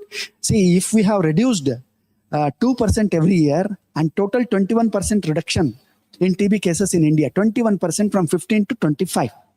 How? The major contribution is retreatment cases reduction. Daily regimen is a very effective policy. Even though you know very well that drugs were available for some, it was not available for some time. Cartridges are not available. With all the problems, we could reduce. World has not reduced this much. World has reduced around 8 to 10%, but we have reduced 21%. It is because of this decision of daily treatment. Okay. Combination of therapy kills all the bacteria, all that. Okay. So why all these drugs, how they help are very important. So see, extracellular rapidly multiplying bacteria, they are the major chunk. So all the drugs, they act on these rapidly multiplying bacteria. See, 90% of all the bacteria that are there, they are all rapidly multiplying. They should come down first because, why? Because there are two advantages. One is they will not spread. The other is the chances of becoming resistance will become nil when the number of bacilli comes down. If the number of bacilli remain more than 10 to the power of 6, one of the bacilli will become resistant to INH. And if it is more than 10 to the power of 8, one of the bacilli will become resistant to rifampicin. So this has to come down. So all these drugs will act on the extracellular rapidly multiplying. So intermittently multiplying bacilli will be less, and the acidic environment very less, and pyrazinamide will take care of that. So that is why it's a combination. And more than that, pyrazinamide is not continued in the continuation phase. Why? In the continuation phase, pyrazinamide has no work or very less work. It is not worth taking pyrazinamide in the continuation phase. Why? Because if the person is very toxic, why he is toxic? There is a lot of infection. There is a lot of inflammation. So that will produce what? That will make it necessary for the patient to metabolize anaerobically in the site where the inflammation is happening. Isn't it? Blood supply, oxygen supply will be compromised. So when it is compromised, anaerobic metabolism is happening. So more of acid is there, more of bacilli is there. So when you are giving pyrazinamide, it has a festival there. It will kill like anything. The bacteria will go. And all the bacteria, all the INH, rifampicin, they are also killing. So that way, when the toxicity comes down, that means when the number of bacilli comes down to a very low level, not much of inflammation, not much of acid, so pyrazinamide has no work. So after 2 months, there is no point in giving pyrazinamide.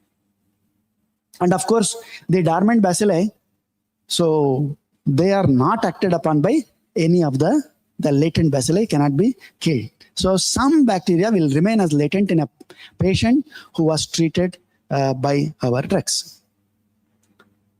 So intensive phase, we already discussed rapid killing. That is very important. We have to. Then comes the continuation. Why 4 months of continuation phase? Because there are many bacteria which are intermediately multiplying, very slowly multiplying.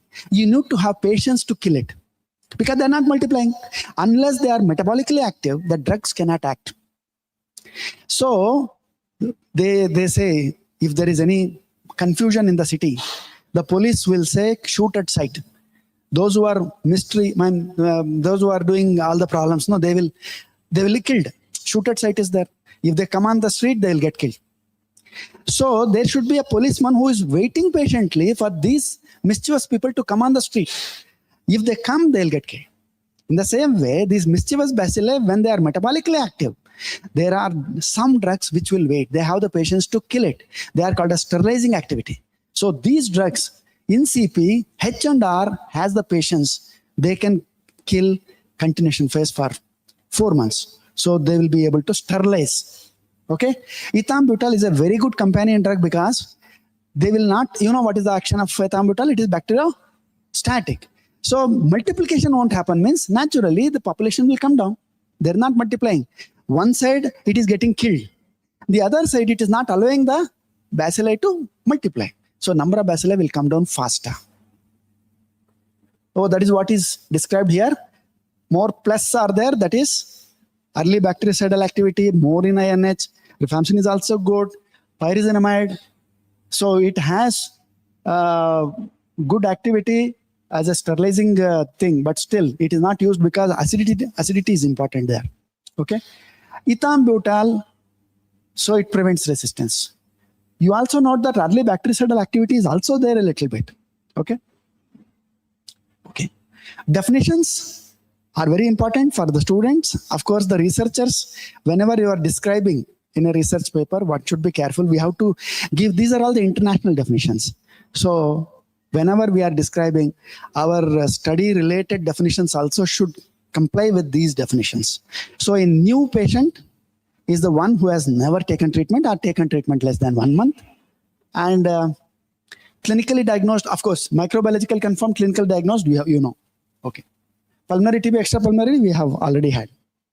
Oh, this new patient, less than 1 month of treatment or no treatment at all. A retreatment case, whatever the type of retreatment, he has completed 1 month treatment. More than 1 month he has taken. He may have completed the treatment and declared as cured or treatment completed, or he has left the treatment or failed, whatever. All the retreatment cases, the minimum required is they have completed 1 month of treatment. Why? Because if the person has taken already 1 month treatment, then there is a higher chance of patient getting the resistance. So that is why the daily regimen is very near to our heart, because that reduces the retreatment cases. So that naturally has to reduce resistance also. So resistance has to come down unless we are responsible. How we should be responsible, let us discuss later.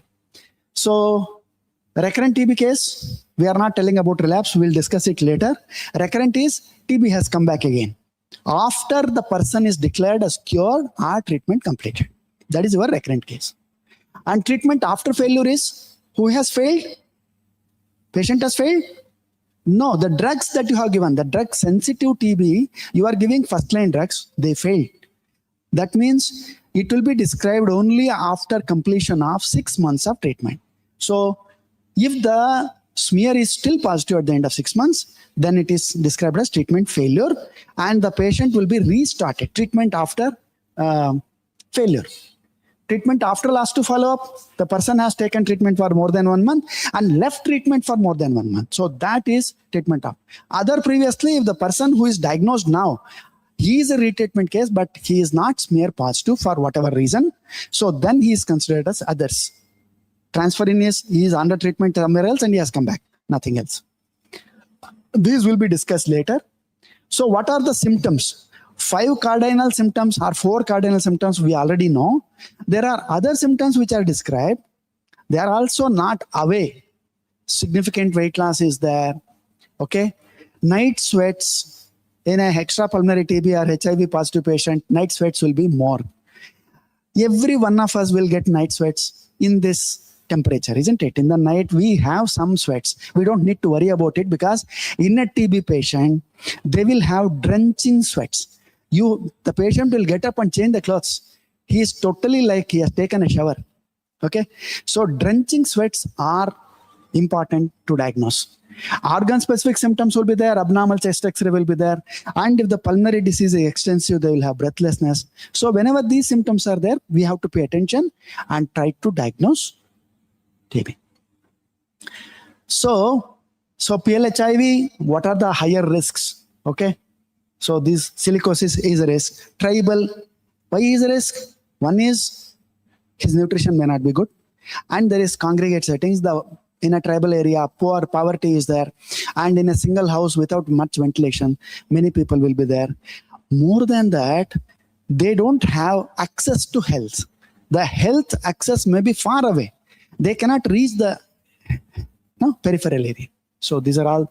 And diabetes, very important. It is rising and of course our risk also will rise. Malnutrition is important thing because what they say is between 15 to 50 years, say for example 50 years, this is the age group where TB affects. Economically productive age group, it is affected by TB. That means it is affecting directly the economy of the country. And this is the population which is undernourished. They say around more than 30% of these age group, they are undernourished already. Because they are undernourished, they are contributing to 50% of TB. If you see total number of cases, 50% of them, they were already having undernutrition. Exactly, if you want, 55.4% among women and 45.4% among men. So on an average, it is around 50%. They are undernourished. And in India, what is a major drive? Whenever we say the TB is coming back and the entire world is sitting up and seeing, no, we have to do more research and we have to find more drugs. Why? Because they have HIV as the driving force. In the Western world, it is not undernutrition. It is the HIV which is driving TB epidemic. Whereas in India, it is undernutrition, poverty. Undernutrition is the maximum. And one more thing is, it is the indoor air pollution. Actually, so 2014 or 13, so I was thinking it is contributing to 12 to 18%. Whatever the studies that they have done, what they say is 28.5% is the contribution of indoor air pollution, because the rural areas, they do biomass, solid fuel they are using. So this solid fuel, indoor air pollution, it happens, and that causes more riskier for the people. And more than that, they are also smokers. So that will also contribute around 16% smoking. Diabetes also, it varies from less than 20%, definitely. So of course, congregate settings, easily it spreads. Okay. So this integrated algorithm, it will give so he will be taking care of integrated algorithm, because that involves diagnosis of DRTB also. Okay. So advantages of FDCs, we know earlier we were giving individual drugs. FDCs, it is good for the patient because similar type of drugs which contains all the drugs in a tablet, they will take it, they will not miss the tablet. If they are individual drugs, rifampicin separately, INH separately, they may take rifampicin, they may not take the other drugs. So that is the... Okay. New cases and previously, there is no difference now. No retreatment regimen, same regimen. Why there is a definition of retreatment? But if there is a definition, it will give us a lead for research. How much is the resistance there? How much it has come down? All that will be helpful. So retreatment definition must be there. 2 HRZD will be given daily. Okay. And HRE will be given 4 months daily. So that is the regimen. So we should never manipulate the regimens. Whatever the CTD says, whatever the government of India says, the same regimen has to be given. So at no point of time we should do a mistake of manipulating the medicine. This is very important. We'll come to know why. Of course, if there is pericarditis and spinal TB, steroids will be used. It has given an edge in saving the patient. So mortality comes down. What is the doses? All these things we don't need to remember. So we can have a tabletop reference. So how many tablets has to be given? 25 to 34, 2 tablets. 35 to 14 and around 13, 14, 50 kg ke liye, one tablet extra. Okay. So that has to be given. More than 75 kg, we have to give 6 tablets. So 150 mg into 6 is 900 mg of rifampicin we are giving. Sometimes the patient may feel, because of daily regimen, they will have a little increased adverse effects. In that case, of course, you have to take a decision. Don't stop everything. We may have to reduce a little bit. It is not given in any treatment, but never ever stop any individual drugs. If there is hepatitis, of course, management of adverse effects, you have to take the loose drugs and you have to reintroduce all that. We have to, but don't stop it unless there is this one. So INH related neuropathy, high risk, undercurrent of all these risk factors is malnutrition. If there is less nutrition, they will have peripheral neuropathy. So for that, we are giving pyridoxine. So pediatric FDCs, the importance of this is they are dispersible tablets. In 2016, the death rate among the children is 60,000 in a year. Around 60,000 children died of TB because we didn't have dispersible tablets. So now dispersible tablets are there. We can give dispersible tablets. How much time I have, sir? Okay. So adverse effect management, it is easy to manage. No need to worry. We'll go a little fast. Counseling, how to do, clinical evaluation. Of course, every TB patient, monthly, the doctor has to see. Monthly, it is very important. Otherwise, the STS, senior treatment supervisor, will become the doctor for the patient. In the periphery, they don't have any help. If there is any problem, they will tell him. So at least if monthly a doctor is seeing, that will be very good. So monthly once, so that has to happen. HIV testing and diabetes testing is very important. Every visit, height, weight, measurement and all, we should see. To see the progress that has to be done. And after 2 months, we should do the sputum examination to see whether the patient has become negative. That is very important. And to declare the cure, we have to do a sputum test at the end of treatment also. This cannot go without any talk, should not go without dots. In 93, the success rate among the patients was 10%. 10% patients diagnosed. 10% of all the existing cases are getting successfully treated. Why? Because the program used to, case detection rate was 30%. Among those which are detected, only 30% used to get cured. Then the whole program, every district has a DTO and so much a big setup, and overall, all over India, only 10% of the cases were getting successfully treated. So then came in 97, we introduced revision of the program. RNTCP came in. And with that, DOT became mandatory. DOT means direct observational treatment. So when we started giving drugs under observation, the 10% cure rate became 90%. Everywhere 80%, 7-8 times increase, which will give. So it is a beautiful idea of giving direct observational treatment. This should never be missed. Differentiated TB care is a new thing. Actually, is a very important thing because if the patient is suffering, there are various criteria to identify differentiated TB care. It is freely available in the CTD website. You can download it. It is very important because any TB patient who cannot talk a full complete sentence, who cannot get up from his sitting position, or who has pulse rate more and less oxygen saturation, they should be admitted. Just by admission, a few days, undernutrition is there. By admitting, we are actually saving the patient. Death rate is coming down like anything. In Tamil Nadu, first they did it and they stopped dying. I mean, the patients were prevented from dying. So many patients were saved. So this is an important decision by Government of India. Okay, again the same thing. And death audit is an important thing. Death audit because, so any patient who is on treatment, if he dies for whatever reason, it is considered as TB death. So that is why any happens, a patient is on treatment, please do a death audit, find out whether or patient has died because of accident or MI or whatever. So death audit is an important thing. Don't blame for everything TB. Okay. So these are all the preventive regimens. The revolution is 3 HP. 12 doses will be given under direct observation for almost all the patients. This is very important because just 12 doses.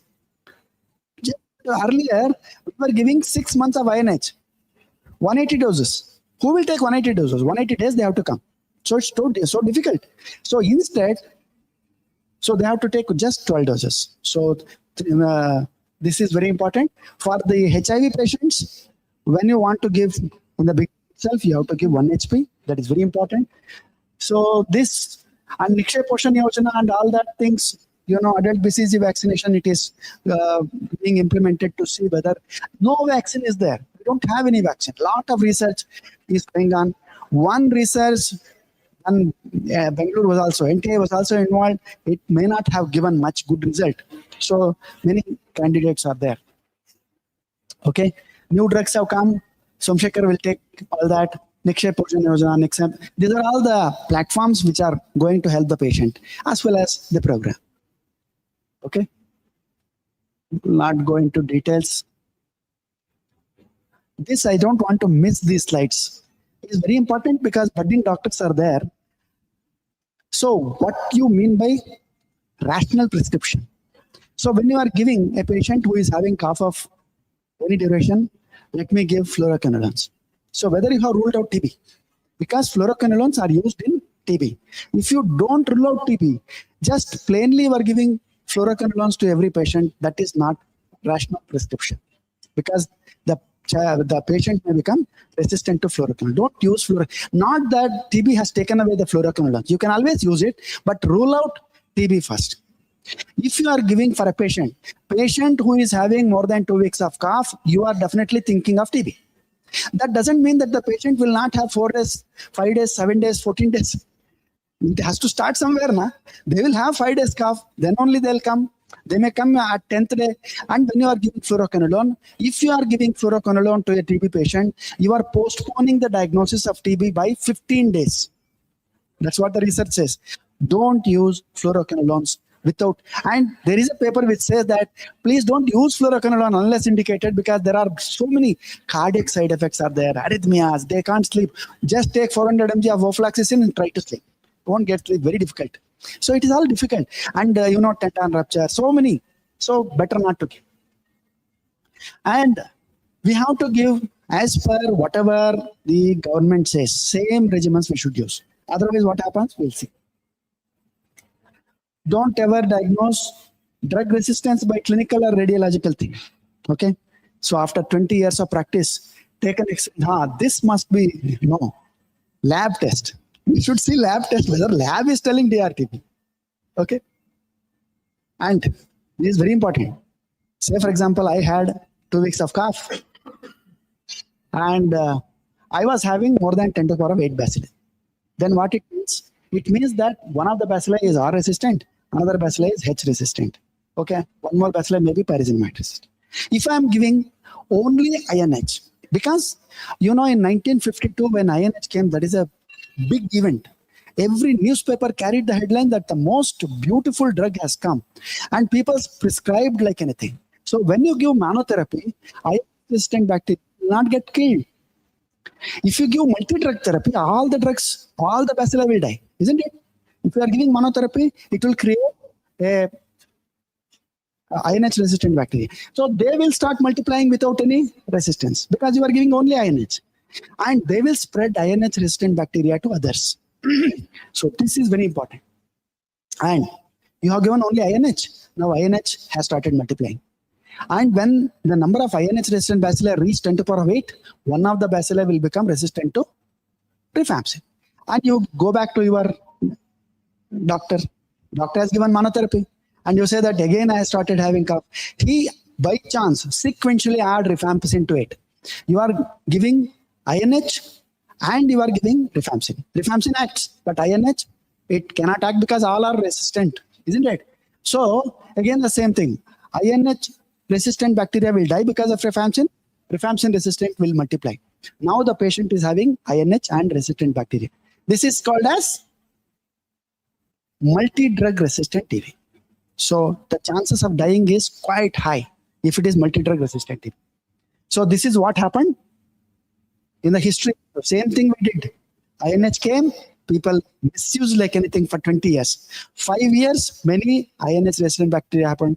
Another 5 years, many were infected by INH resistant bacteria. Another 5 years, all those who were primarily infected by INH resistant bacteria, they broke down. Now they are primarily resistant to INH. Okay. So one Kleberg from South Africa, teaching faculty, he did a survey. He did mapping of these cases. He found wherever these INH resistant bacteria are there, he advised that you should never give monotherapy. Then rifampicin was researched. When they found rifampicin, it was another breaking news. People started misusing rifampicin now. INH plus rifampicin. Same thing had happened. So then 20 years it took. Then the same person did another mapping, another survey. He found that wherever INH resistance is there only rifampicin resistance has come. That means what? Rifampicin resistance, if it has to come, it will come only in a milieu where there is INH resistance is always. That's why RRTB is considered as MDRT, without even checking whether INH is resistant or not, because it is understood that INH will be invariably resistant. Okay. So whenever you have a very good program, right side. Whenever you have very bad, no program at all, left side. Whenever you have very bad program, the middle one will increase resistance. So that is the reason. We'll not go into details. Thank you.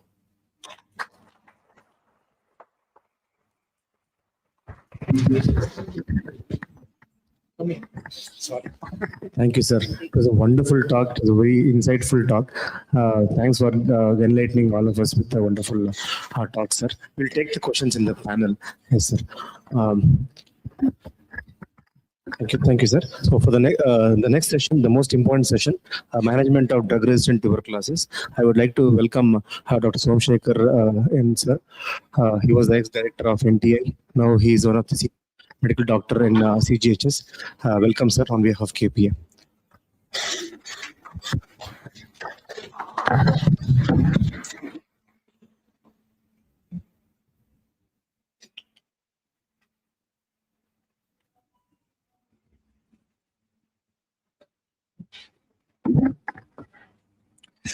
ಮೊದಲನೇದಾಗಿ KPA ಮತ್ತು SDS sanatorium Rajiv Gandhi justice ಹಾಸ್ಪಿಟಲ್ಗೆ ಧನ್ಯವಾದಗಳು ಅರ್ಪಿಸ್ತಾ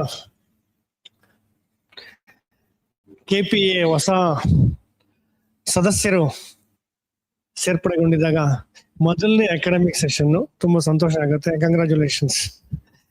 and it should come always like this only. ಅದು ಮೊದಲನೇ ಅವಕಾಶ ನಾವು ಕ್ಷಯರೋಗ ಕೊಟ್ಟಿರೋದು ಇನ್ನೂ ತುಂಬಾ ಸಂತೋಷ.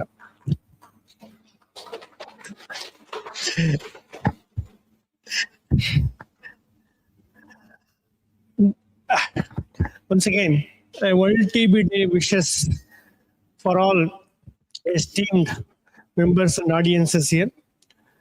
World TB Day, always we say that we commemorate on 24th March. However, it is an initiation only, but every day we have to celebrate. At least in the month of March, we are intensively creating awareness. Dr. Prasanna already highlighted this. Just I want to highlight only that is 3.9 lakh cases are estimated globally. However, in India, it is 1.3 lakh drug-resistant TB cases. It amounts to 1/3 of the cases. 1/4 of the cases for drug-sensitive, but drug-resistance, 1/3 of the cases are from India.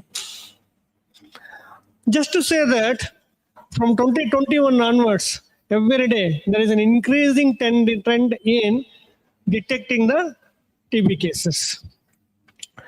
Yes, it's a man-made phenomenon, drug-resistant. Dr. Ravichandra nicely explained just a few minutes back. It is not the bacilli that is responsible, that we are responsible. It may be due to drugs, it may be because of the program inadequacies, or it is the patient cause. Mainly, it's a man-made phenomenon. These are the tests available from microscopy to NAT.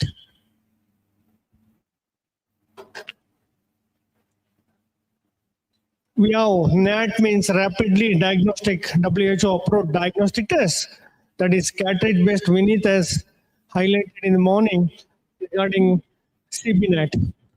Okay, CBNAT is a NAT-based, the cartridge-based, as well as TrueNAT is a chip-based.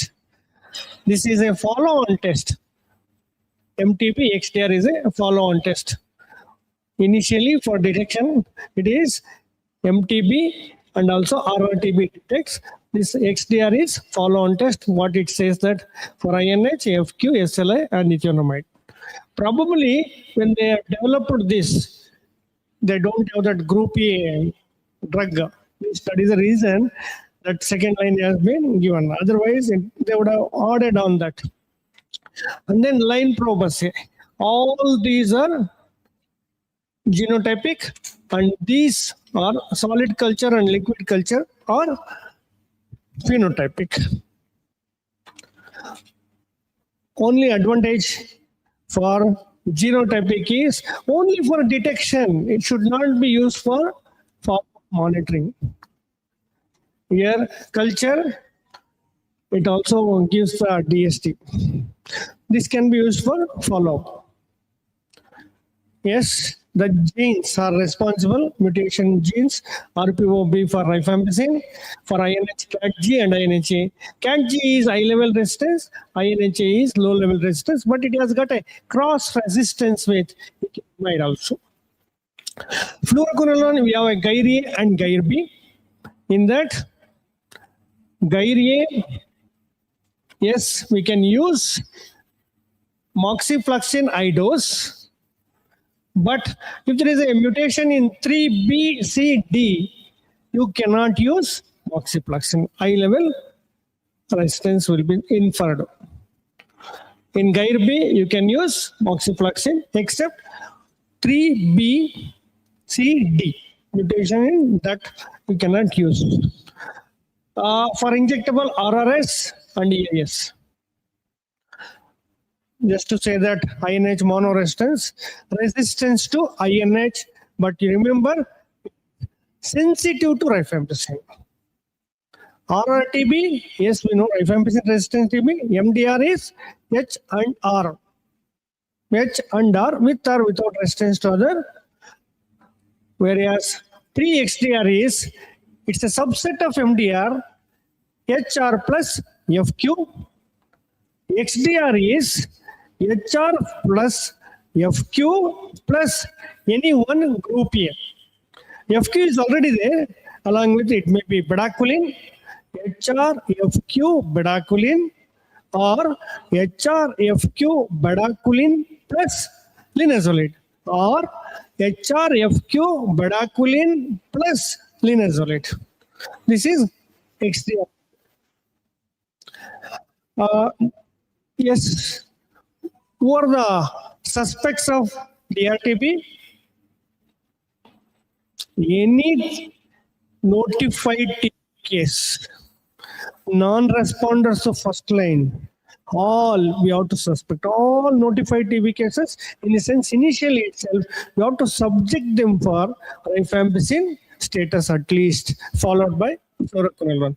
The second sample, all notified TB cases are offered upfront NAT, because now it is upfront NAT, as the program says that all presumptive TB cases with chest X-ray abnormality, with or without any symptoms, without symptoms. What does it mean without symptoms? TB prevalence survey has shown that around 40% of the TB cases diagnosed through culture and X-ray were not having any symptoms at all. That is the reason active case finding activity and intensive case finding activity has to be done, such that all those cases also, asymptomatic cases or subclinical TB cases also has to be offered among high-risk population, that NAT. In a sense, actively we have to ask for the screening of symptoms and take a chest X-ray, and then we have to further for NAT examination, subject for NAT examination. NAT examination, as already we know that it gives two results, MTB detected plus rifampicin resistant detected. And the second is MTB detected, rifampicin resistance not detected. It is DSTB or DRTB. If maximum proportion of the cases are from drug-sensitive TB cases, however, it only has told us rifampicin resistance not detected. What about INH? So for that, we have to test for INH resistance. So it will be done under the INH, where the regional labs are there. There, they will subjected for H resistance, first line LPA. First line LPA is INH and rifampicin. Second line LPA, it is fluoroquinolone plus second line injectables. Here, if INH resistance is detected, then we will not wait for the resistance detected test. Immediately, as soon as MTB detected, rifampicin is not detected, we will be put the patient on 2 HRs a day plus 4 HR. That is DSTP regimen we already put. Suppose if the resistance detected INH is there, then we have to modify the regimen, that is 6 minutes of levo, rifampicin, ethambutol and pyrazinamide. And in the course of treatment, if there is any additional resistance, intolerance, then we have to modify H monopoly regimen also. The other side is, that is right hand side of the algorithm, is MTB detected, rifampicin resistance detected. Now, initially we used to say that subject does sample for that second sputum sample for first line LPA and second line LPA. After results come, we have to start the DRTP regimen. Now, irrespective of the results, in the sense that because it takes 2 weeks to 4 weeks to get the LPA report, because the number of bacilli, if it is there directly, they will do that. Otherwise, they have to culture and give the report. If we wait for that, there is a delay in initiation of treatment.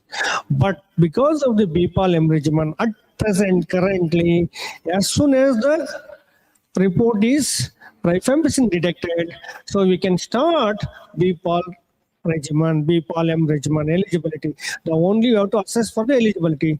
The first criteria is the age criteria. Less than 14 years or more than 14 years. If the patient is more than 14 years, yes, BPAL-M has to be initiated. If less than 14 years, yes, assess for shorter oral bedaquiline containing regimen.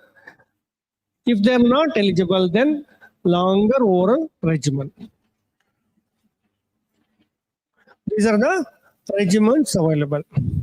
6 months of shorter oral, short, this is shorter and this is longer, and H monopoly regimen. As because of the institution that we have postgraduates, just I thought of projecting this bedaquiline. Bedaquiline is a diarylequinolone. It is nothing but the family from the chloroquine family. Chloroquine family only. It inhibits Mycobacterium ATP synthase. The next newer drug is pritomanid. It's a nitroimidazole, like metronidazole, same group, metronidazole group only. The advantage is it inhibits the mycolic acid biosynthesis and blocks the bacterial cell wall production. And nitric oxide, it acts as a respiratory poison. Then linezolid, oxazolidine, protein synthesis, and moxie, the DNA synthesis. We have a long experience of using bedaquiline. Yes, the advantage is we give in the intensive phase only 6 to 9 months. We are not going to extend. The reason being it has got an extensive tissue distribution, and after stopping also 5.5 months post stopping bedaquiline, it is detected. It is detected. We know what is the rationale behind bedaquiline. Bedaquiline, first 2 weeks, that is 100 milligram, 4 tablets, 400 milligram as a loading dose daily. Later on, thrice weekly, 200 milligram. What is the rationale for that? Because this, when we give 400 milligram, you see the logarithmic decrease in the bacterial colony within 7 days. This is having early bactericidal activities in the first week. The dosing is 400 milligram. Later on, because it has got a 5.5 months of post this one, later on, you cannot continue with 400 milligram. You have to reduce, that is 200 milligram is enough for another 6 months. Considering the safety, when you are loading, the safety is so important, because if you give more dose, high accumulation will be there. And efficacy, what is the efficacy is this one, that in what level it continues to act is initially there is some, you see 400 milligram when you give, it is up to 1000, 2000 also it increases the concentration. But after 2 weeks, when you give thrice weekly, even it maintains more than 1200. However, required is around 600. This is predicted pharmacokinetics of bedaquiline. That is the basis for that. Pretermanid, yes, it as already mentioned, yes, it is bactericidal and curative activities. But the advantage of pretermanid is, yes, actively multiplying MTP under aerobic condition. But we didn't have any drug which acts on non-replicating. So far, non-replicating anaerobic condition.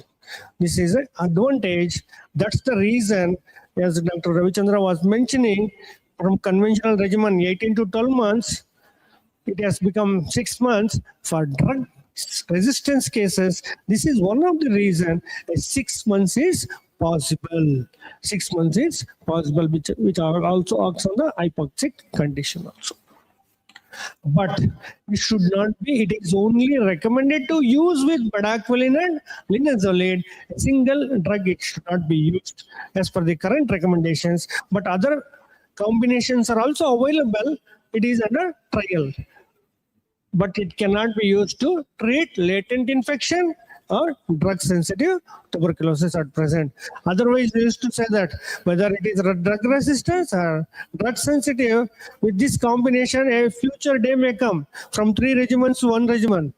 Irrespective of drug-sensitive or resistant, a drug like this, if you can have, or shorter regimens you can have a same this one. That is what future hope is there. Right? INH monopoly. Yes. Replacing INH with levofloxacin. But 9 months initially itself, if there is extensive TB disease, uncontrolled comorbidities, EPTB, other than lymph node TB, and smear at the end of 4th month is positive, we will be extending this levo, rifampicin, pyrazinamide, ethambutol. There is no intensive or continuation phase. It is a single phase. It's a diagnostic representation. Suppose how to modify this H monopoly. If levofloxacin or pyrazinamide cannot be used because of the resistance, you can replace with linezolid from the group A. If linezolid also cannot be given, then clofazimine and cycloserine. If it is from group A, 1 drug. If it is from group B, 2 drugs has to be used. If levo and pyrazinamide cannot be used, or 2 drugs of the 3, that is linezolid, clofazimine, cycloserine. Just to mention, Dr. Ravichandra was mentioning about DRTB is a laboratory diagnosis, but there is a provision now. They are not improving these H monopoly, because always H monopoly will be having a amplification for rifampicin resistance also together. In the case, there is a definition called probable MDR-TB. This is a clinical definition. They are eligible for Bipalem regimen. Yes, pre-treatment evaluation, always.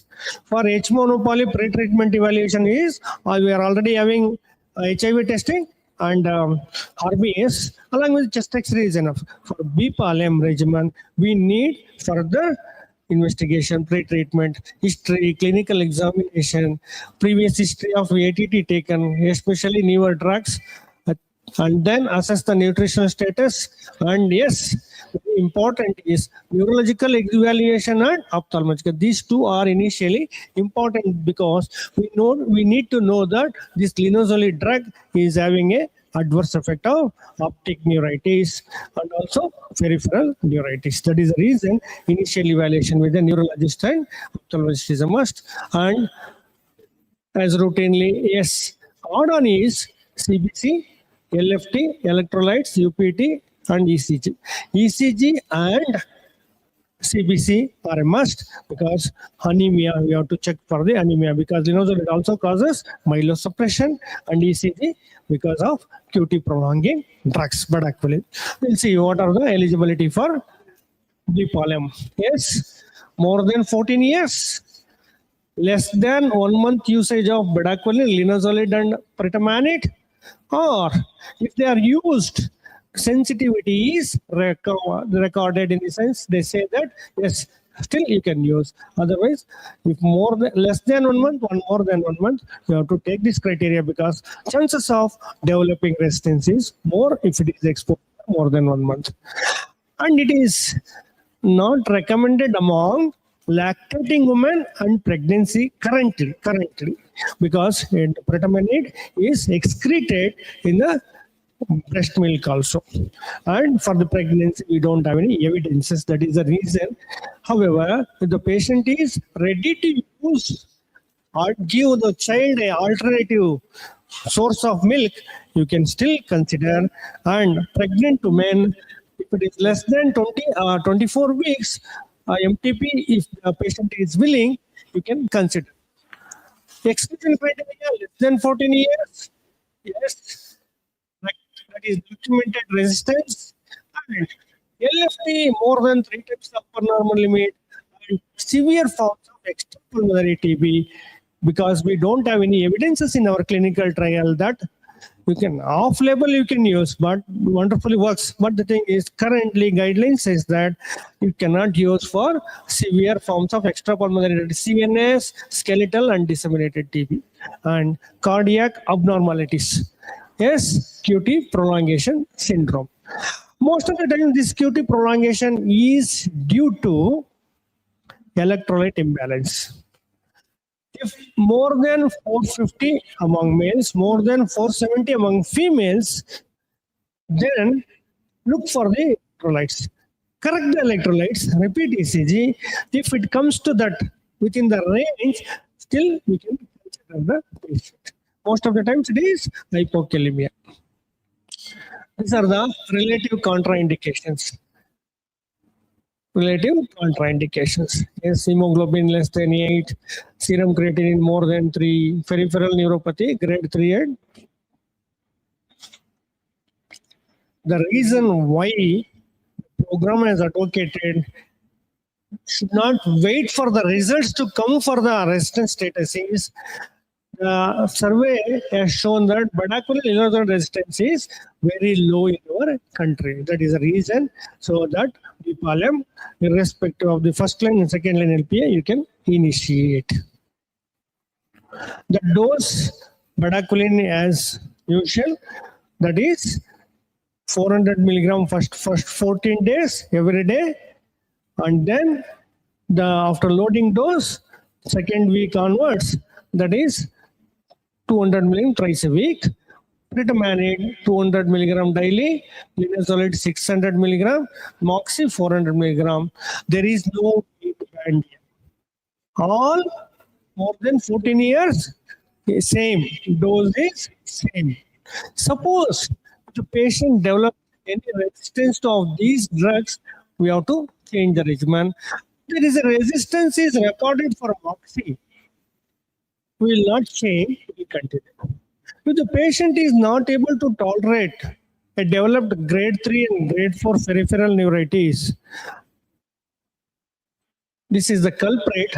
If the patient has completed 9 weeks of treatment, that's 600 milligram, you can reduce to 300 milligram and continue. In that case, the duration is not 26 weeks, it is another 13 weeks additionally. So this is the place where when the linezolid dose has been decreased, we will continue that. Very important follow-up. Initiating treatment is very easy. Managing adverse drug reaction is the daunting task, especially drug resistance. We know that why people will leave the regimen or non-adhere to regimen is 2 reasons. One is alcoholism, another is managing adverse drug reactions. We will not address, but this regimen is a this regimen, every dose has to be DOT, as Dr. Ravichandra has mentioned. It should be directly observed. Yes, initial 15 days, CPC has to be repeated and ECG also has to be repeated. Initial 15 days, because linezolid is the one which causes initial 2 months myelosuppression. It may drastically reduce the hemoglobin. So in that case, immediate action is required. Others after 2 months, 2, 3, 4, 5 months culture, and after 15 days, and then 1 month, then every month till 6 months CBC and ECG. Clinically, every month we have to look for that. The next regimen is those who are not eligible. Maximum first choice should be Bipalem regimen. Those who are not eligible for Bipalem, the shorter bedaquiline containing regimen, it is 9 to 11 months. 9 to 11 months. Earlier, we are having only pure RRTB, pure RRTB or MDRTB, where INH, A and CATG is together is not there. Then only used to give. But now we have 2 regimens in this. One is linezolid based. The reason is in the programmatic condition in Africa, they did it, introduced instead of ethionamide, they introduced linezolid for first 2 months. The results are very good and tolerability is very good. That is the reason pregnancy was not eligible earlier because of ethionamide teratogenicity. Now, even pregnant women also you can start this. Linezolid, this is a change instead of ethionamide. But still, this regimen is available because when there is intolerance, not eligible, you can continue this also. In case of intolerance, linezolid or resistance. This is the change. This is as per the weight bands, 16 to 29 kgs to more than 70. Bedaquiline dose doesn't change. Even for pediatric formulation also, now linezolid can be used. That is in the syrup form, liquid form, it is there. The last regimen is longer oral bedaquiline containing regimen. Easy to remember is LLBCC. LLBCC. That is all group A, all group B. But the duration of treatment is 18 to 20 months with initial 6 to 9 months of bedaquiline. And 18 to 20 months, levo, linezolid, and clofazimine, cycloserine is continued. However, the dose of linezolid is going to be reduced after 8 to 9 months. 8 to 9 months. When we can increase the duration of bedaquiline is, out of these group A, 2 drugs cannot be used. We can continue that.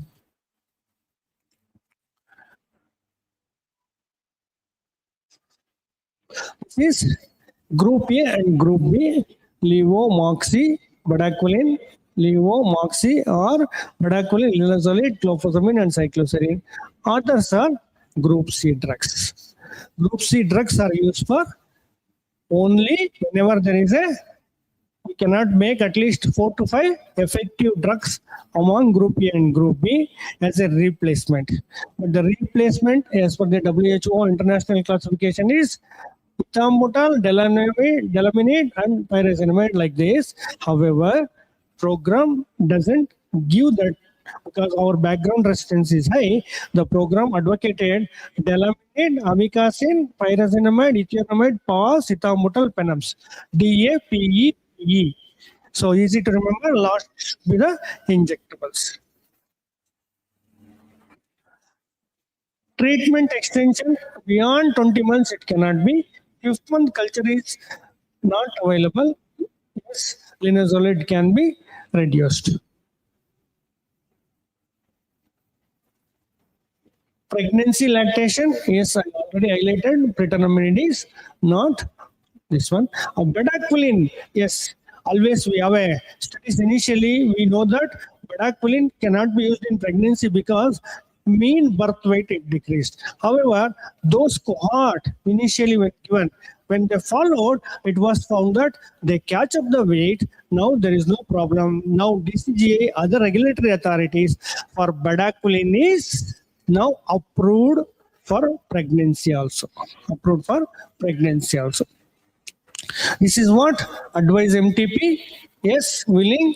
Any of the regimen can be used. If patient is not willing for MTP, BPAL-M, they are not eligible. 9 months or longer oral regimen. Yes, fetal anomalies we have to scan at 18 weeks and 32 weeks.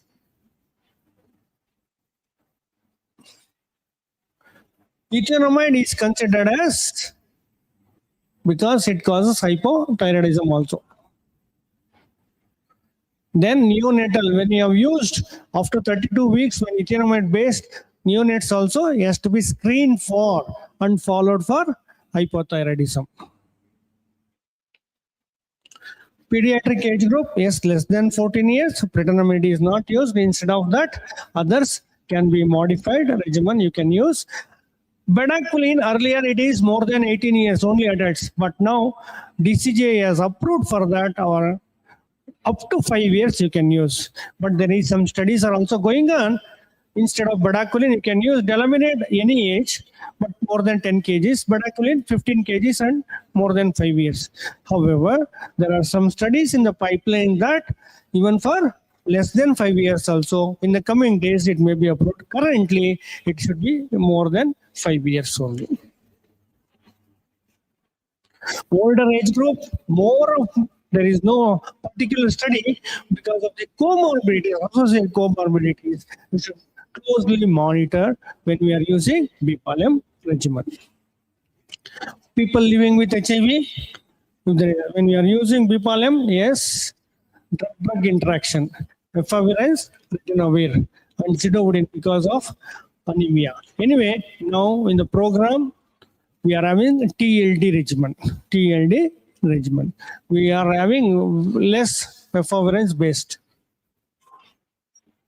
Renal insufficiency, severe anemia, electrolyte imbalance, because CKDs always will be having a problem with that. You have to see that if it is more than 3 times the upper normal, creatinine should not be used. Should not start with the what I mean to say is BPAL-M regimen. And then people with liver disorders and DLI, drug-induced liver injuries. Yes, close monitoring with the liver enzymes and hepatotoxicity. Peripheral neuritis. Yes, most of the times, especially diabetes mellitus. If the patient is on high dose metformin, metformin itself known to cause lactic acidosis. You should closely watch for lactic acidosis in the patient with BPAL-M regimen. Lactic acidosis, because it's a serious condition, we have to closely watch for that. And peripheral neuritis. Most of the drugs, yes, INH, linezolid, also other drugs also causes peripheral neuritis. Optic neuropathy, yes, diabetes itself is a reason for that. Just you have to closely watch for that optic neuropathy. Anemia, yes. How to correct anemia if there is a linezolid based regimen? Can we give only iron? No, it is whole blood because it's a myelosuppression. All blood series are affected. It is not the iron tablets that gives corrections. It should be whole blood transfusion has to be done. Blood transfusions.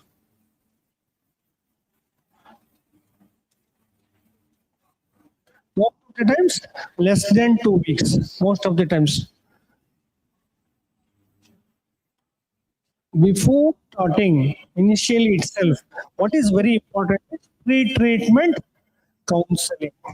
Pre-treatment counseling, not only patient, along with the patient, we have to, one family member or caretaker also has to be done. Yes, information about the lab result, importance of early initiation, nature of duration, possible change in the regimen, care and support, reassurance, infection control, family planning, and contact tracing. Because there is preventive therapy for drug-resistant TB also, levofloxacin can be given for the contacts. QT interval. From Q, initiation of Q to T.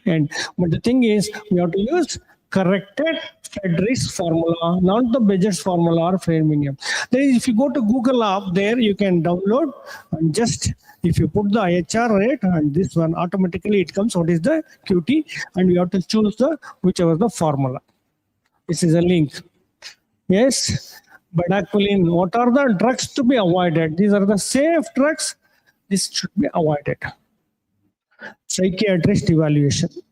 Why psychiatric evaluation? The DATB itself is a chronic disease. Maybe patient already having a depression.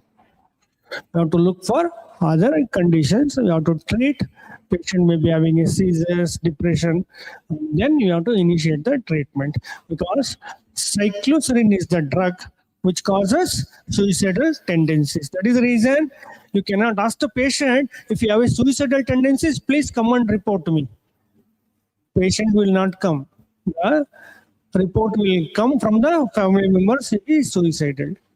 So that is the reason any mood changes, it may be depression or elation, you have to tell the family members, please stop the drugs and bring the patient immediately to the psychiatric emergency. Psychiatric emergency. Lactic acidosis, vision test, and education. This is a repetition. Yes. QT prolongation as already discussed. Serum electrolyte should be this one. Linezolid anemia, cycloserine. Suicidal tendencies, clofazimine, dark brown discoloration. And when you are telling dark brown discoloration, there is a story I will not tell because of the shortage of time. You have to tell that it may be longer duration. Earlier, textbooks used to say that clofazimine, as soon as you stop the clofazimine, discoloration will come back. But we have seen that even 2 years, 3 years, 5 years also after stopping, the discoloration persists, especially among young adult women or unmarried males also. Yes, DAPEP replacement sequence. Yes, very important is here, because as a pulmonologist, we need to know that for CNS, TB meningitis, whatever the regimen, many of those drugs will not cross the blood-brain barrier. What is recommended is from group A, FQ, and good penetration, like ethionamide, cycloserine, amikacin, imipenem, and cycloserine can be used. Only penetrate in the initial meningeal phase. You have to modify this. I think we take this in the panel within 15 days. Not only rifampicin followed by fluoroquinolones. Yes, always we say that when there is a drug-resistant TB, always we refer to the SDS TB sanatorium or IRL here. We don't treat, but private practitioners and pulmonologists can always have this one. If they are willing, if they can admit a cases in a private hospitals also, they can also, because program is always ready to collaborate with the private practitioners also. Private hospitals also they can take up. Program is always ready. There is always a live examples in Mumbai also. Dr. Vikas Oswal and his team, they are treating MDR-TB cases also. Program provides the drugs and whatever the required guidelines. What is the treatment success rate? Yes, for drug sensitivity is 89%, for H monopoly 83%, and MDR before 2015 it is less than 50%. Now 74%. For BPAL-M, it has gone to 80% in the field conditions. up to 80%. It is a very good. This one, shorter duration also, Bepalim. Bedaquiline, updates for the treatment is bedaquiline, at least 15 kgs, more than 5 years. Delaminid for all the group. Bedaquiline is for pregnancy. Shorter TPT regimens. Dr. Ravichandran has told 1 HP and 3 HP. And TB preventive therapy for DRTB is also there. And almost all the states have started Bepalim regimen. And then very important is, I request all of you, because we have to reduce the mortality. In 2025, last year, World TB Day, the program has released National Guidance on Differentiated TB care. It is not only in Tamil Nadu, Karnataka also have done a wonderful studies to contribute to this. It is like a COVID, mild, moderate, severe, assessed certain parameters. Out of that, when they got admitted and treated, they reduced the mortality to significant level. That is the reason differentiated TB care has to be followed to reduce the mortality. Otherwise, estimated around 3 lakh cases, deaths are there. So you have to reduce that. Please read this differentiated TB care based on evidence. Is there any newer drugs, newer diagnostic tools there? Yes, we have. Apart from that, PathoDetect is there. Rather than follow-on test, first MTB detected, then rifampicin resistance, then we have to subject that for LPA. This is a PathoDetect, which detects MTB, also gives results for INH as well as resistance to rifampicin. INH and rifampicin together, it gives as a cartridge sharing model. Already it is there in the program. 199 machines were there. Additionally, 156 machines in Karnataka. I think, sir, how it is, sir Anil, sir. Question is to you. PathoDetect is there in Gulbarga, Kalburgi? Not used. So it was intended to use. Okay. Other is yes. The promising thing is, who will Quantiplus? This is for the screening. Already ICMR already validated. The feasibility is completed field in the Bihar, Madhya Pradesh, Maharashtra. It is under trial in the field conditions. Right. Yes. Can we now COVID taking a swab? Yes. Tongue swab, nasopharyngeal swab, especially for the pediatric population. And stool also can be used for ultra expert TB. Also stool, there is a guidelines has been given, and also sputum swabs. So these are under consideration from the program. Yes, everybody, medical colleges, private practitioners, pulmonologists, as Dr. Ravichandran was mentioning, if you don't take up, if you don't own DRTB cases or TB cases, I went to Assam in Tinsukia district, where the physician is, I was just inquiring about the TB regimens, DRTB regimens, he is just blankly telling something else. But the answer was coming, the person standing behind the physician, supervisors will take care in the field to TB, DRTB regimens. Yes, they are the greatest supports for supervision, not for initiating the treatment and managing the adverse drug reactions. We need to warn. So it's our responsibility. Sole responsibility is see that all will get the standardized treatment and good quality TB care. Thank you very much.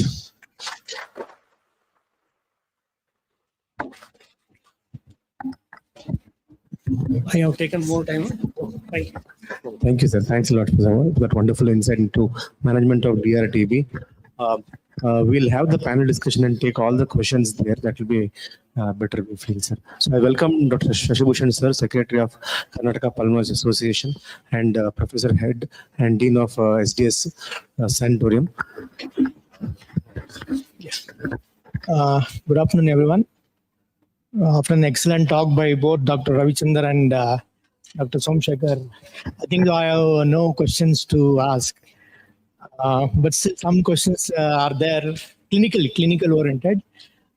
Anybody from the audience can also ask the questions. Yeah, before that, I call upon Dr. Somshekar, Dr. Ravichandar, Dr. Anil, Dr. Raghu, Dr. Somshekar from SGS, Dr. Shivlik Swami onto the dais.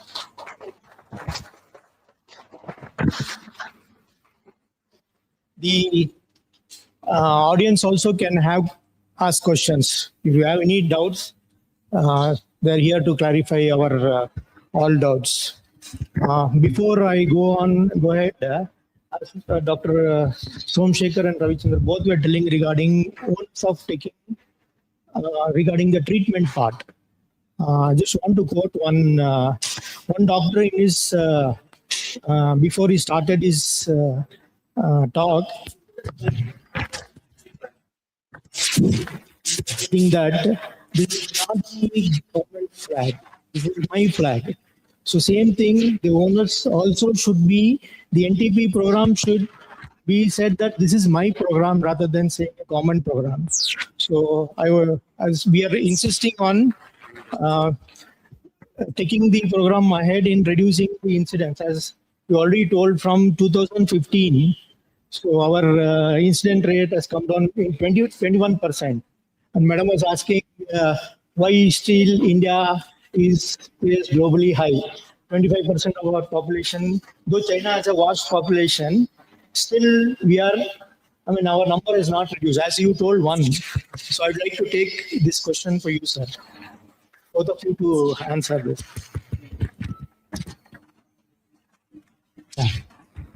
India is working very hard.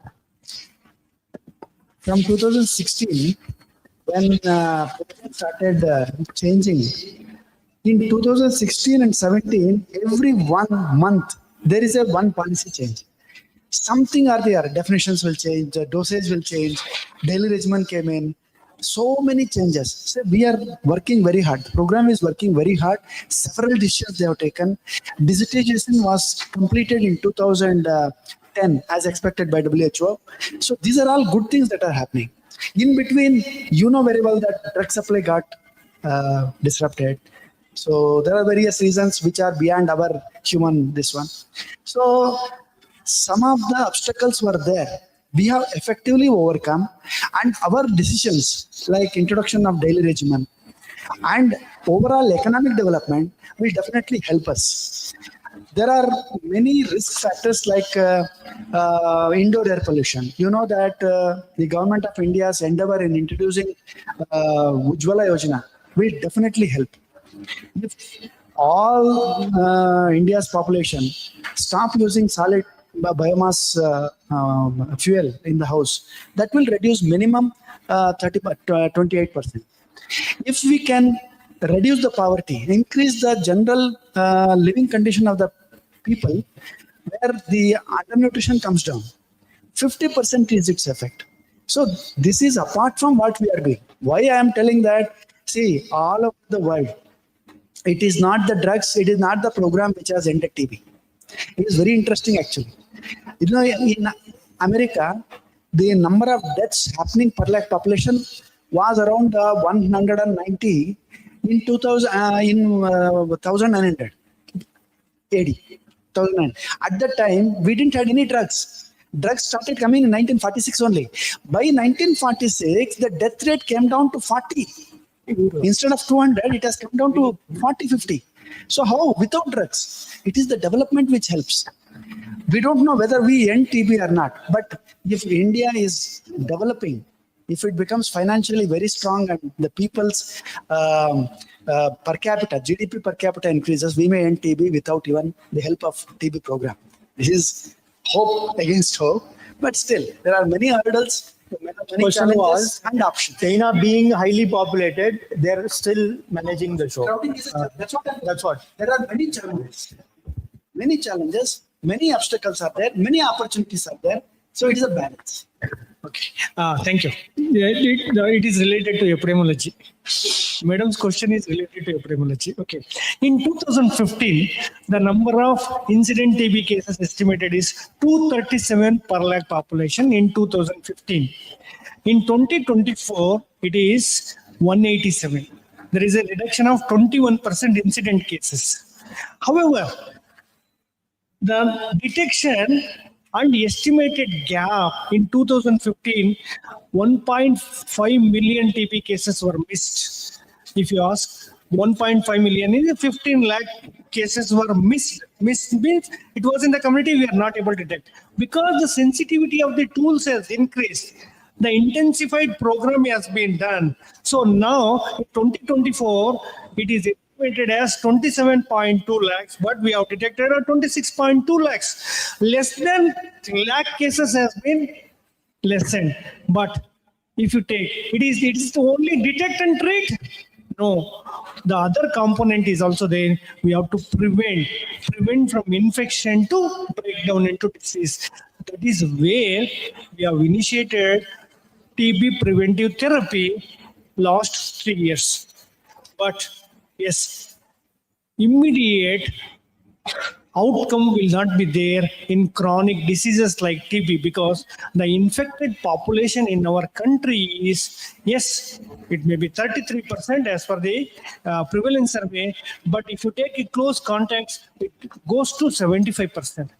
The source of the cases where we are getting is from the infected population, breaking down disease.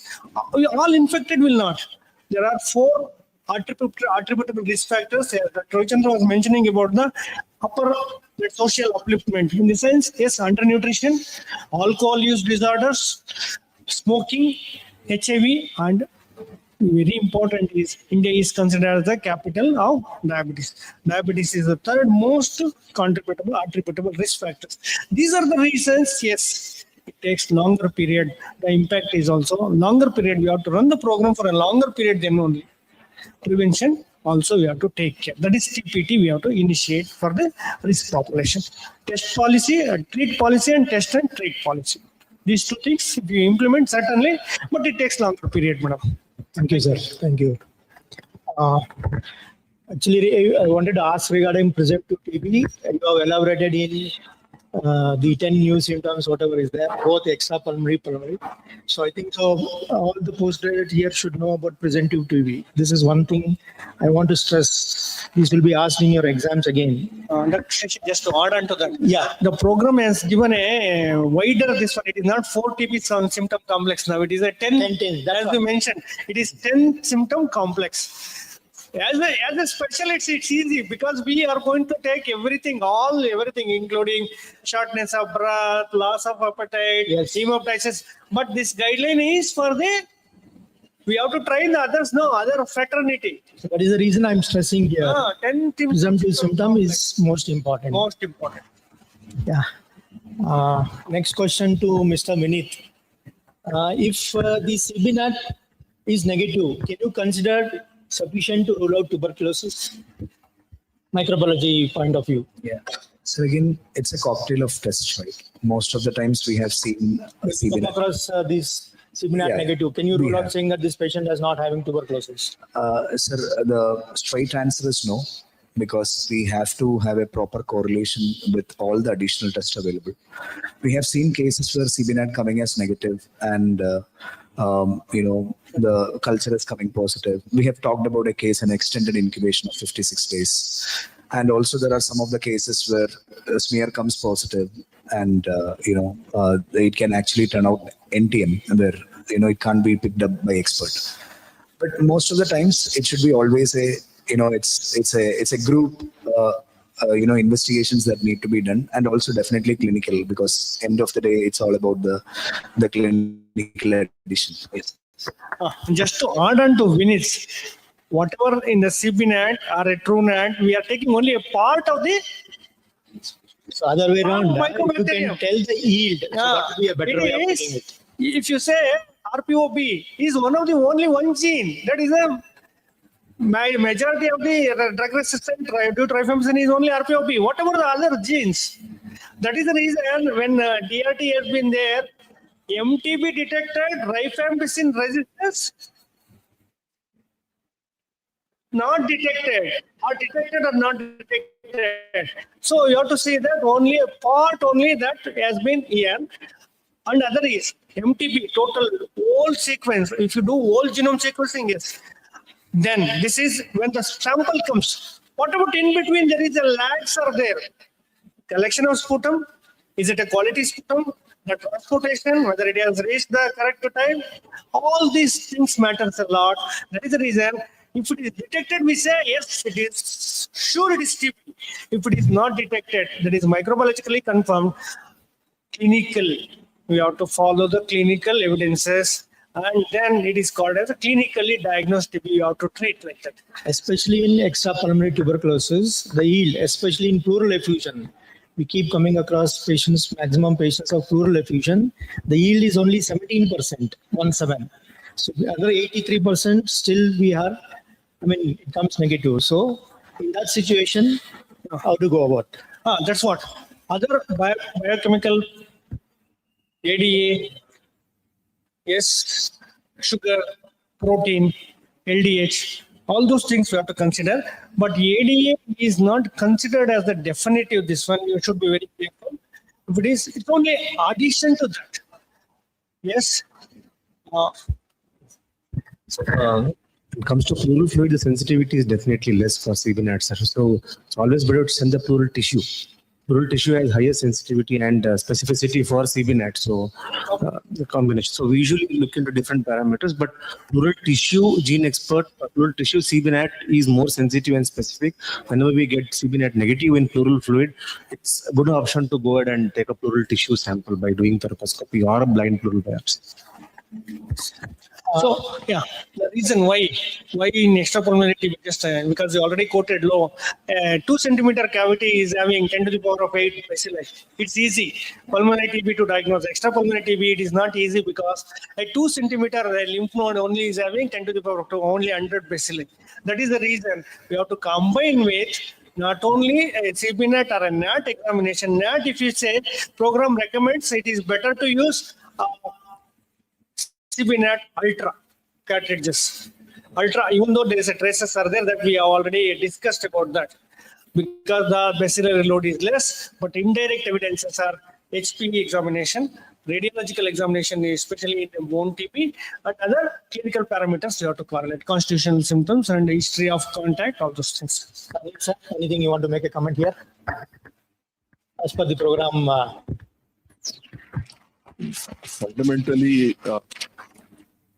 Fundamentally, it's a very sensitive tool for diagnosis of TB.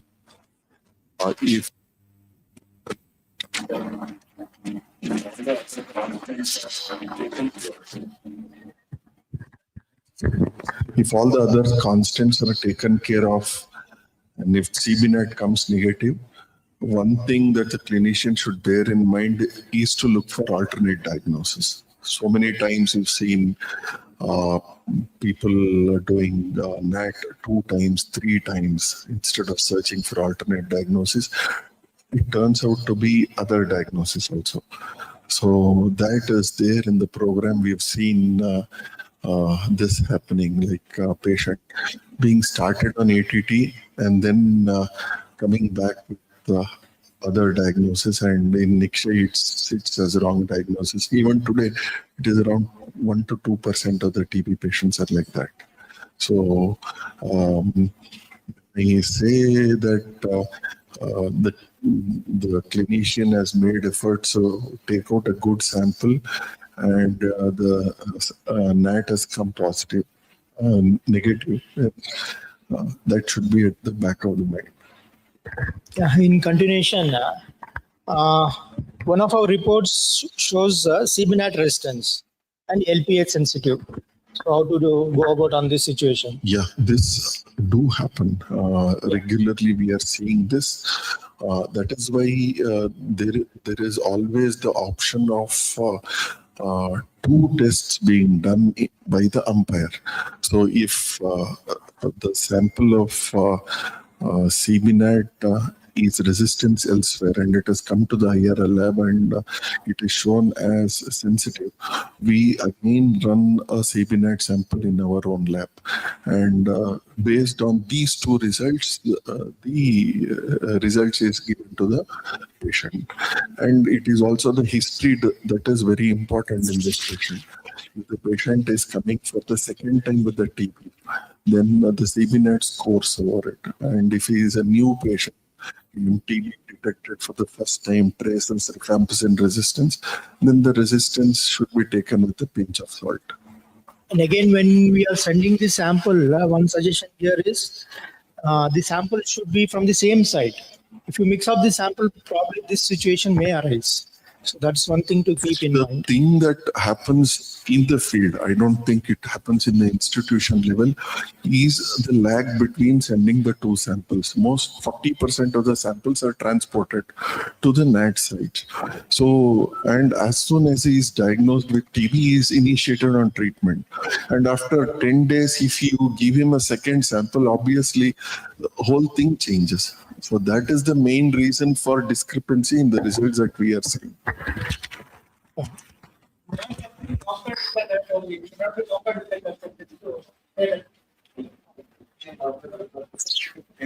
Yeah. Sir has told that field it is CBNet is in the field resistance, but when the sample goes to the lab, central lab, IRL, it is sensitive, LPA. Then they will repeat again. Yes, I told that CBNet there. Both are NAT only, but it should not be compared with the culture. Phenotypic cannot be compared with the genotypic. Just want to say that. Yeah. Going ahead, I think so. This we have discussed. I just want to you people to elaborate again on the various NATs. Then, for the benefit of our postgraduates here, various NATs. Currently, WHO has endorsed two NATs, CBNet and TrueNAT. I don't want to share personal experiences, but the sensitivity and specificity of both the NATs are the same according to Government of India. But the manufacturer himself tells that the sensitivity for rifampicin is a shade lower in TrueNAT compared to CBNet. Coming to the friendliness of use, CBNet scores over TrueNAT.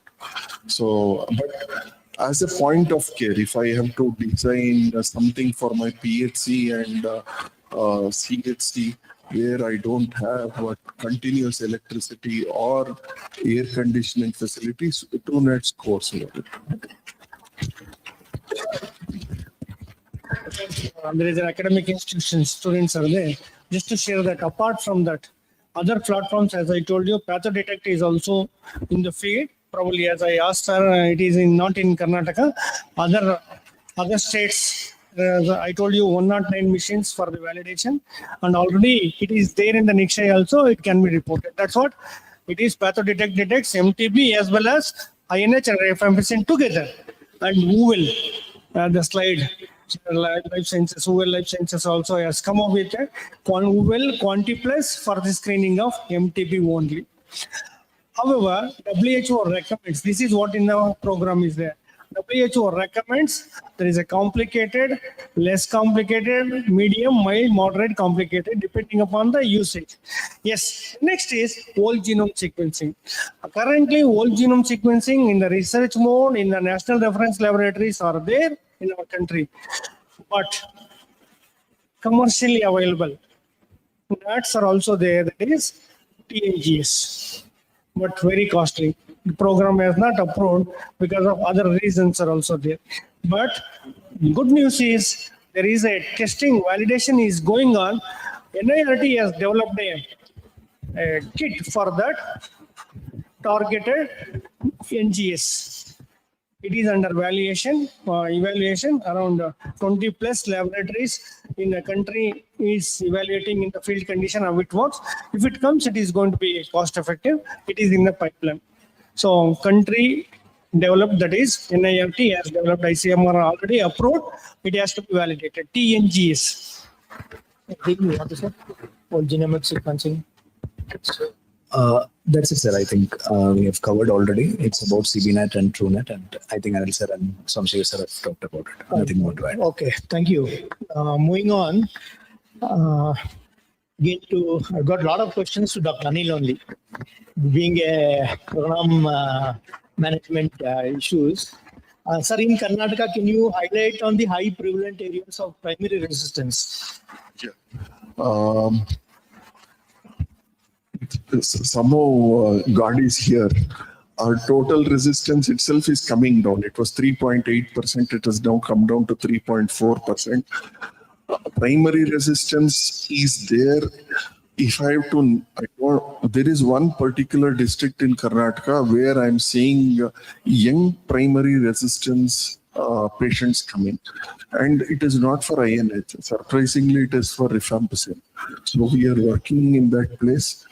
The Kalyana Karnataka area has high TB as well as resistant TB, whether it is primary drug resistance or acquired drug resistance. Down south, it's lesser compared to Kalyana Karnataka area.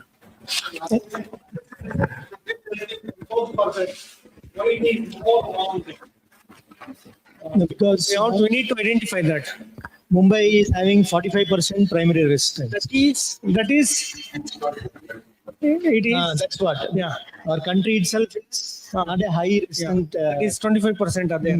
So only in Mumbai. Mumbai is the only place in the country where 45%. Yeah. Especially where Dr. Vikas is working. Yeah. That place is almost 45%. So there are no ways to control that. Yeah. So I think so we are not going in that line.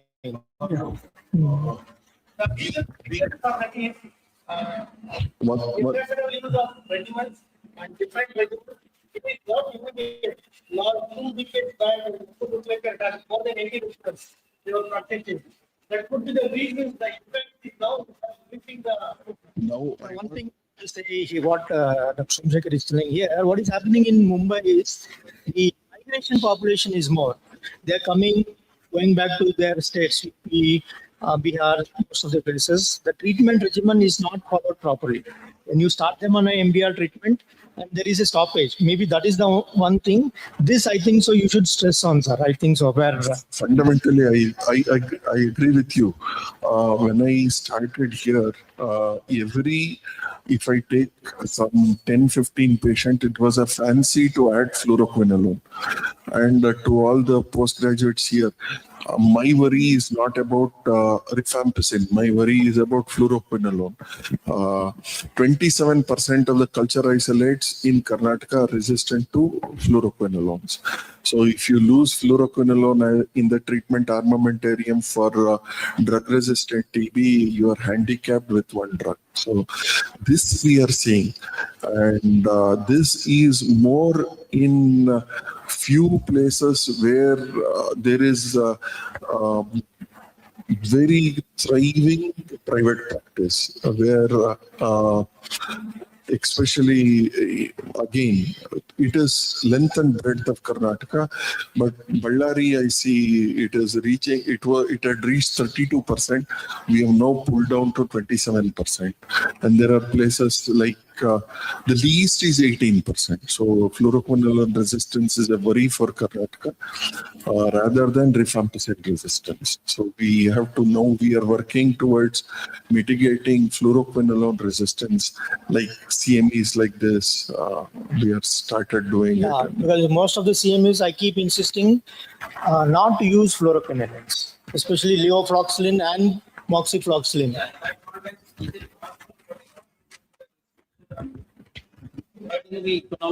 For the public?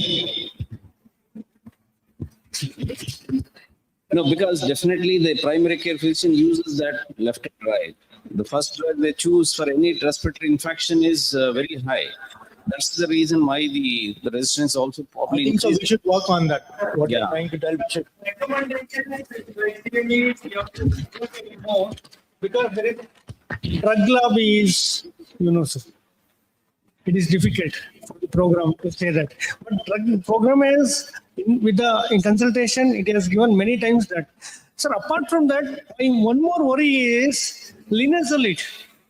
You will ask any orthopedician or a surgeon, any surgical infections, immediately the first choice is not the other, it is a linezolid. Linezolid also has to be. I think but so. They are using linezolid. You have to tell them what are the adverse effects of linezolid, then they will stop. 2 weeks and they don't know. Simply they are using. You just mention about the linezolid, certainly they will stop that. That is the way. We have to fear them. No, every institution should be responsible. I think so. We should start our own experience saying that whoever is using, we should make them aware of these things. I feel that's what we have to do. At least start from our own place. Our hospital is treating multi-drug resistant tuberculosis since long time. So now question to Dr. Raghu. Regarding the rehabilitation program. So how we are going about in? I think that is the cornerstone of recovery of the patient, and also we could prevent the mortality as well as the quality of life. In the similar background like COPD and other ILDs, what we do a rehabilitation program, we have to enroll into the tuberculosis TB sequelae as well as the drug sensitive as well, be it a sensitive TB or a drug resistant TB. The day one we diagnose the TB, we should start rehabilitation. So rehabilitation means initially the first most important what I think is the counseling of the TB and involvement of the family members. So that will definitely help boost the patient to take the medicine. And also we have to set an example that those who have recovered from the TB. So that psychological benefits, day one only have to make the patient to take the medicine. That is the first thing. Then, of course, the nutrition part will come, and it is a multidisciplinary action. It's not just one doctor or one department will enroll. It includes a psychiatrist, a dietitian, as well as rehabilitation. Include one more important concept is the physiotherapy, involvement of the physiotherapist. So this play a major role in preventing the further progression of the disease as well as complications, what we call post-TB sequelae. If you see the data, if you see almost 65% of the TB, even after a treatment, they'll have sequelae or the complications. Because we are having our state-of-art physiotherapy department here. I think so. What is your experience in the institute? So these patients has to be subjected for the it starts with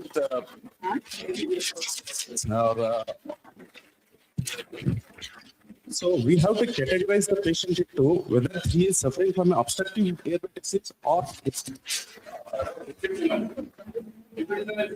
obstructive. You have to subject him for the breathing airway or the airway clearance technique in the background of like how to treat a bronchiectasis. So the muscle building or the strengthening of the peripheral muscles. That is also important to overcome the breathlessness. The day one, if you start, this won't land up in the problems in the later life. So we have to encourage the breathing techniques as well as the some of the devices are available so that we can enrich.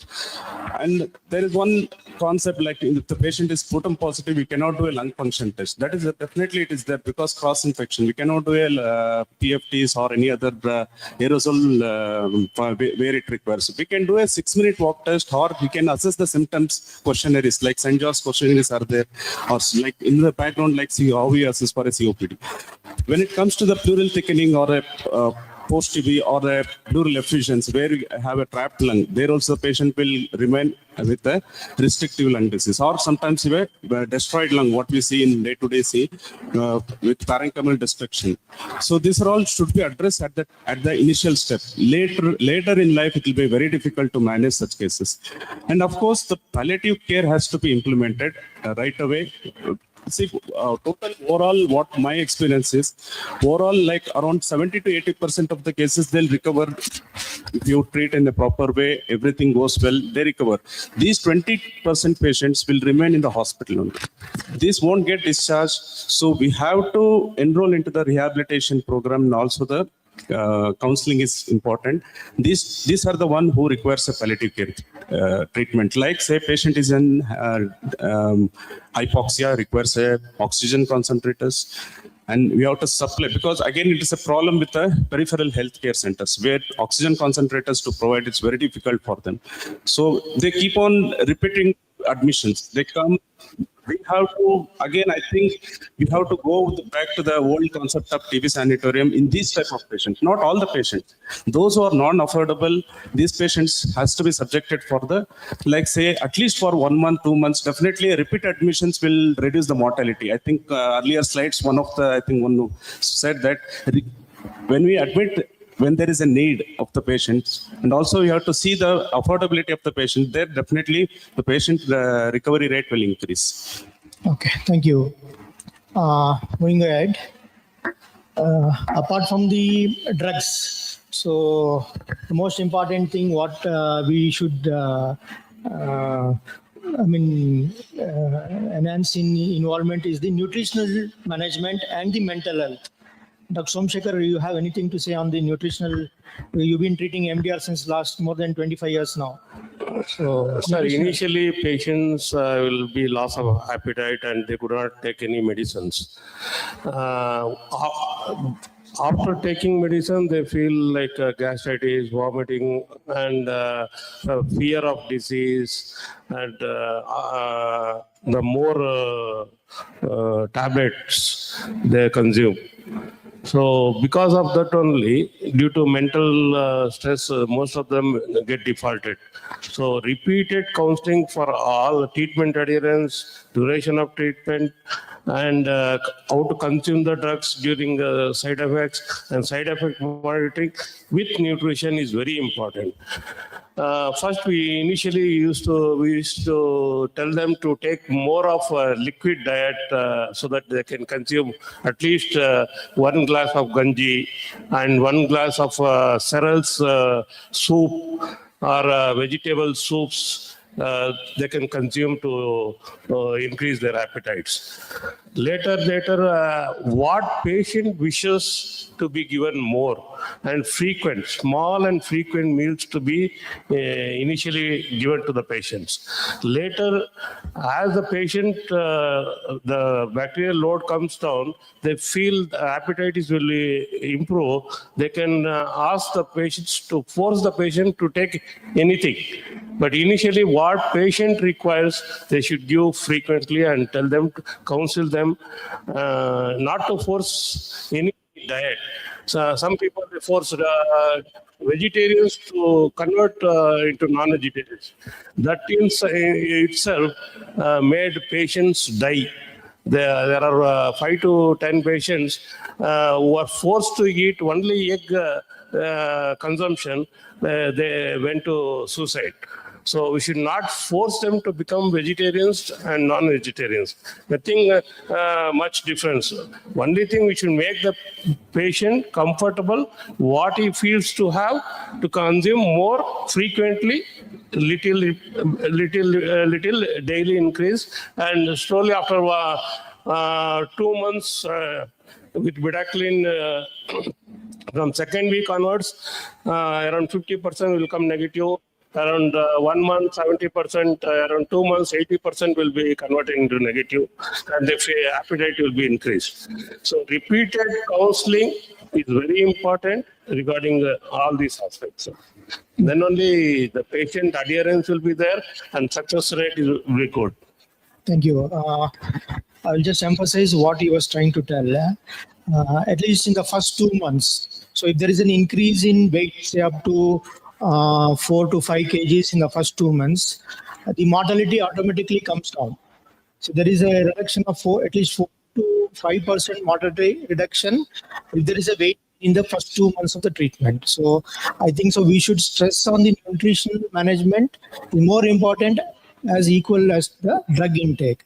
The second thing of these slides, what you have put it regarding the social stigma.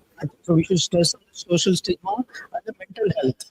So all patients who have been diagnosed as tuberculosis should be counseled regarding the mental. Usually they go into depression. So we have to motivate them in taking the drugs. So this is two important things we need to stress is nutrition and the mental health status. At the same time, sir, ADR should be addressed properly. We have to take time to address ADRs.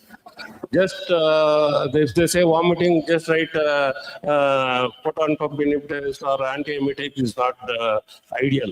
We should counsel them how to take medicine, with what quantity of water. Some have habits of taking one tablet with a glass of water.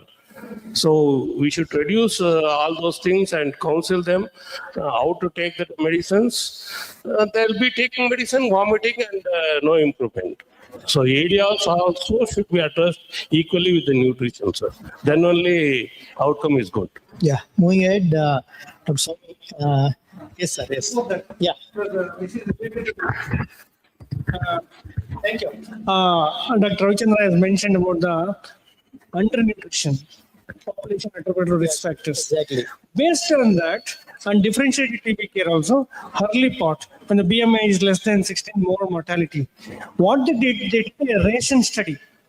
Ration study is to give the nutritional supplements not to the patient, to the infected population, that is close contacts of the TB index TB cases. It was found that significantly the infection to diseases breakdown has come down. So, yeah, 30% reduction. That is called ration study. I always request the people to read on that. Done in Tamil Nadu. No, Chhattisgarh. Jharkhand. Tribal population especially. Exactly. Okay. There they did it. Bhargava and et al. They did it. And energy dense nutritional supplement. In the sense, you cannot give more quantity. In that case, energy dense, like ghee, paneer, like that. Whatever acceptable, socially acceptable. That's what geographically socially acceptable. Somshekar has told that it need not be vegetarians to convert to non-vegetarians. Whatever available, acceptable only you have to give. Thank you. Yeah. Sir, please continue that. Yeah. Sorry. No. Next question. I think so we're running short. We'll, the role of interventions in, because you're an interventional pulmonologist. So how do you manage in case in a special situation for drug sensitive and drug resistance post treatment? So basically, interventions are mainly in both active tuberculosis and post-tuberculosis equally. When it comes to active tuberculosis, for example, pleural TB, when there is active pleural TB infection, you start off with treatment. After diagnosis, you start with treatment. The first 1 month or so, you give time for the infectivity to come down, toxicity to come down, and then you go ahead and do if there is thick loculations or if there is a peel with trapped lung there, so you can go ahead and do a decortication. Now, in the early phase, if there are few septations, you can go ahead and do a thoracoscopy and break down all those loculations, take out the fluid. Early drainage of that accumulating fluid will always give a good chance for lung to expand well and the disease severity to come down. This is during active tuberculosis. Parenchymal lung disease, active tuberculosis, it is the treatment first, and then we'll go and intervene. Otherwise, without treatment, if we intervene, the chances of disease becoming more worse and that mortality will increase. So we don't do that much. So coming to the post-tuberculosis equally, especially post-treatment, we can divide it into airway problem, parenchymal problem, and pleural problem. Airway problem is bronchostenosis, especially in endobronchial tuberculosis. There will be tracheobronchial stenosis. When there is tracheobronchial stenosis, we see patient will continue to have breathlessness, will continue to be toxic, will have cough and fever coming on and on despite giving treatment. So on radiology, you see there is a collapse of one part of lung or collapse of one entire one lung. Usually it happens in the stenosis of the main bronchus or the segmental bronchi. So in such cases, we can go ahead and do a balloon dilatation. We can identify by doing a bronchoscopy, go ahead and do a proper balloon dilatation, drain out the endobronchial secretions. And in cases where treatment is already completed, and if there is significant stenosis of the main segment, if you can do a dilatation, and if the distal lung is viable, we can put a stent also. It's only post-treatment. So in active treatment, putting a stent in the keeping of foreign body, then it is not recommended. Balloon dilatation will definitely help. And also a few studies, anecdotal data also says that along with TB treatment, you add a short course of steroids will also prevent someone developing from endobronchial stenosis. Coming to the parenchymal lung disease, it is again, there can be fibrosis, collapse of one particular part of lung, and there can be cavitation.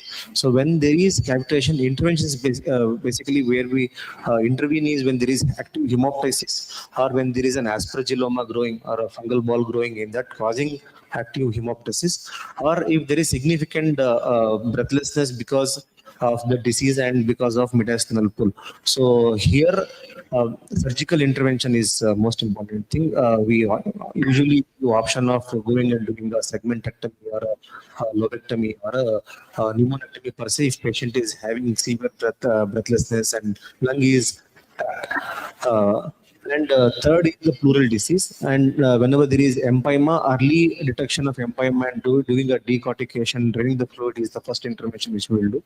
And if we leave it, there will be a formation of thick fibrotic peel on the visceral pleura, which will trap the lung and not allow the lung to expand. So you might have seen many patients having a long-standing pleural effusion, tubercular pleural effusion. You drain the fluid, but lung doesn't expand. So it's because basically the lung is entrapped inside the thick peel, thick visceral pleura. So subjecting them for decortication early is always better. If it becomes more, if duration is more, then there'll be a fibrotic pleura, then it's difficult to take that out. So early detection of pleural empyema, draining it out, or if there is the good chance of doing a decortication and taking it out, you should opt for it so that the lung will expand and a functional lung will be more post-treatment. Thank you. Well explained in short.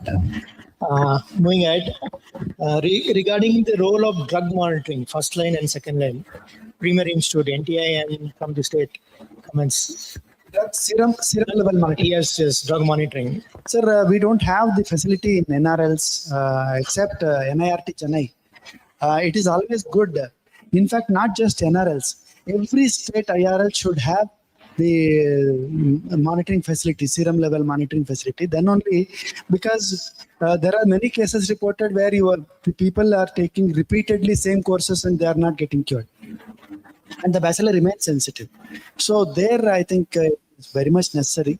It is a policy decision they have to take. So you have to have one. We have been doing TD, therapeutic drug monitorings.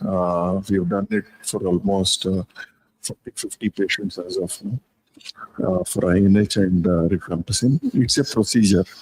So the patient... Is there any indication you want to enroll this? Yes. All these days, the challenge for Karnataka is we were doing, there was one professor of pharmacology who was doing it at Dayanand Sagar Medical College.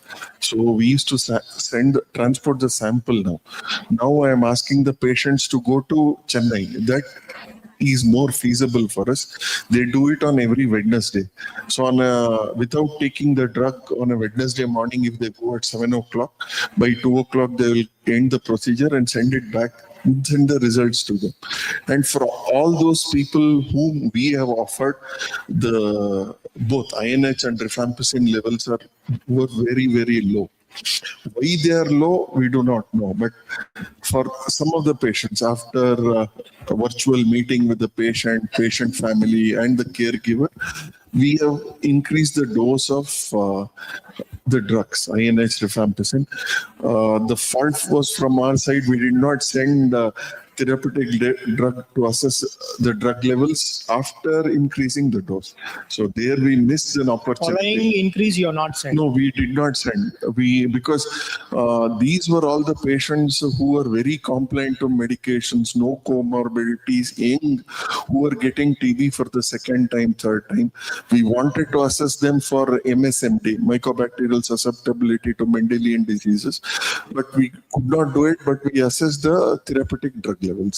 We intend to do it last week also from Dakshina Kannada. Nam huduga idanalla MMC Rajesh. ಅವ್ರದೊಂದು pediatric patient ಕಳಿಸ್ಕೊಟ್ಟಿದ್ದೆ ನಾನು. We sent even there the levels came as low. How about starting here, sir? We intend to do it. It's very simple. HPLC machine ಬೇಕಷ್ಟೇನೆ ಅದು. Trying to establish in Hassan Institute of Medical Sciences. So if they are able to do it, if some medical college is able to do it to start therapeutic drug levels, then within the program we can support. Why can't this institute directly? Yeah, we can plan. Huh? I can plan. So we can give the whatever the technical this one is there. Please plan, because it's going to be one of the center where more number of this ones are. We can think of that. Yeah.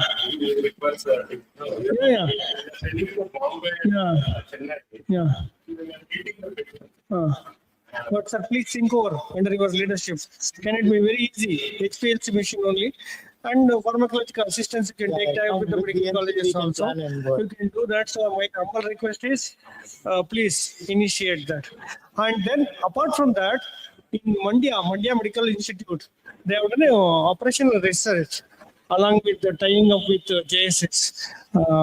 This one is completed, the prevalence of that, and results are yet to come. It is in the pipeline. Yeah. It's okay.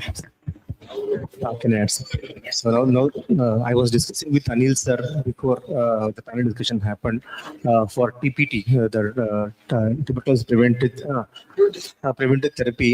Sir was saying that almost more than 50,000 people TPT doses are available with the government, and they can provide. And was telling that he has actually requested all the medical colleges to actually put a letter, and it can be provided.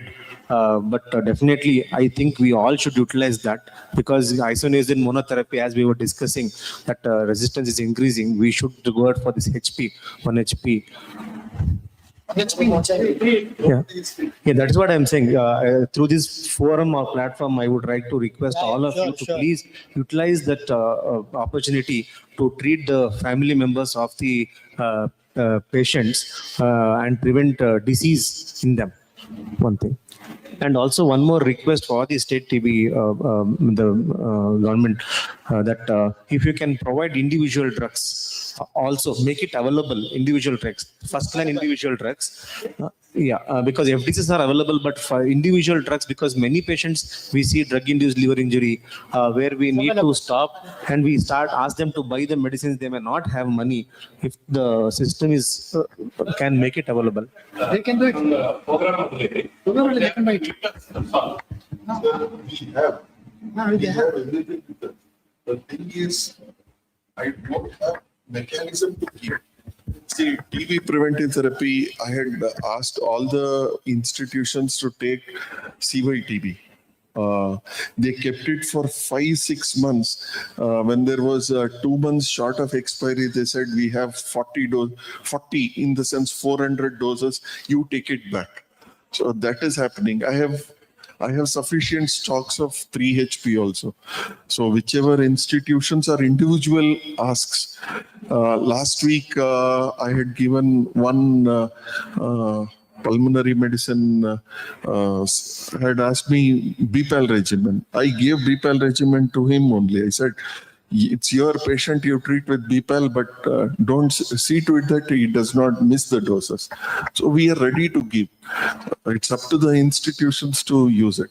We request for the investigations to after pre-treatment evaluations, they should bring the pre-treatment whatever requested, and after that we will decide what regimen to be given. We will provide the drugs. We have provided to St. John's, Apollo, Sparish, Narayan Health. I provided for many patients. That is not the thing. I have not provided the drugs. Only thing, they should come with a pre-treatment evaluation sheet. We will decide what regimen to be given, and we will give a detailed this thing, how to monitor these cases, and after discharge, they have to come back. We'll arrange for a dot provider and we'll send all the details to the district. Then they should continue the medicines there. They can continue our follow-ups. But any stoppage of drugs or without of drugs, please, in private practice, what happens, if any BDQ, QTC prolongation, just they'll say, stop the drug. Patient will be happy if you stop, tell them to stop the drug. Just they'll discontinue the drugs from then. After that, they'll come as a relapse failure, this thing. Just you should tell, without the drugs, immediately report to nodal DRTB center for modification. That is not happening. We are facing many patients, same issues when started with privately. So once the patient comes now, we will counsel the patient in all the aspects. The treatment duration, why the disease is, why should they wear the mask? That is also Dr. very Somsekhar, important. we are running out of time. We can discuss during lunch time. I have another few important questions.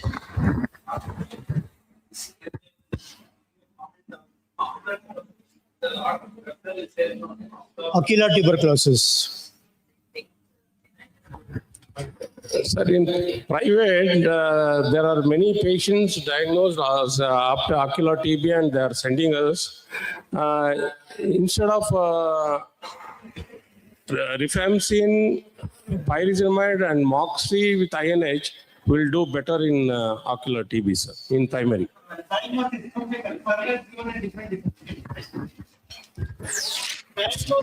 Management, am I right, sir? Because as a pulmonologist, from the ophthalmologist, we always get the cases. Sir, please comment on us.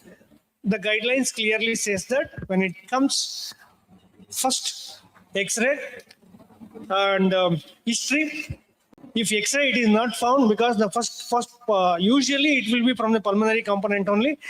You can go for HRCT or abdominal in this one. If you can find more than 50% of the times, the lesion will be there in the chest or lesion may be there in the abdomen. Then you can always say that yes, you can go ahead. Otherwise, clinically, as far as possible, HRCT and abdominal this one. Microbiologically need not be, sir. Just some lesions will be there. But the thing is now, when the ophthalmologist refer, usually bilateral uveitis, not responding to the steroids. Then, because when they fail only, they will come. In that case, that we have to, there is any stigmata, we call it a stigmata in other places, you have to.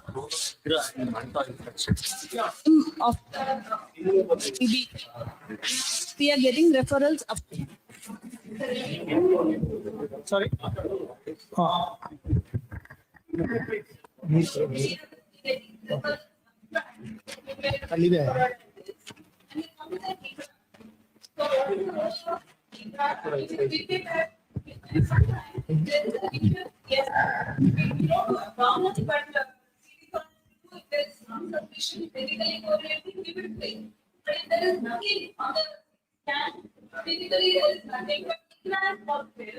How do we treat this patient? Do we treat them in a 6 month period? Do we treat them like later Madam, 33% of Indians are already infected. IGRA will be positive. IGRA can be taken as a supportive tool. And when you find some lesion in the chest X-ray, try to get sample, sputum sample. See, two possibilities. One is there is a lesion. It can be a healed lesion. It can be an active lesion also along with ophthalmic TB. Try to get the sputum. If it is positive, definitely we are treating TB. Even otherwise, see, there is a possibility that patient is absolutely normal. There is a small cavity which is active, unstable. You can get some sputum. If you get it, it's good. Otherwise also, maybe in India, if there is some lesion and if the ophthalmologist can give some aqueous solution or something, if he can give, we don't know. They may not give. So you have to diagnose clinically and treat it only. As he said, bilateral uveitis.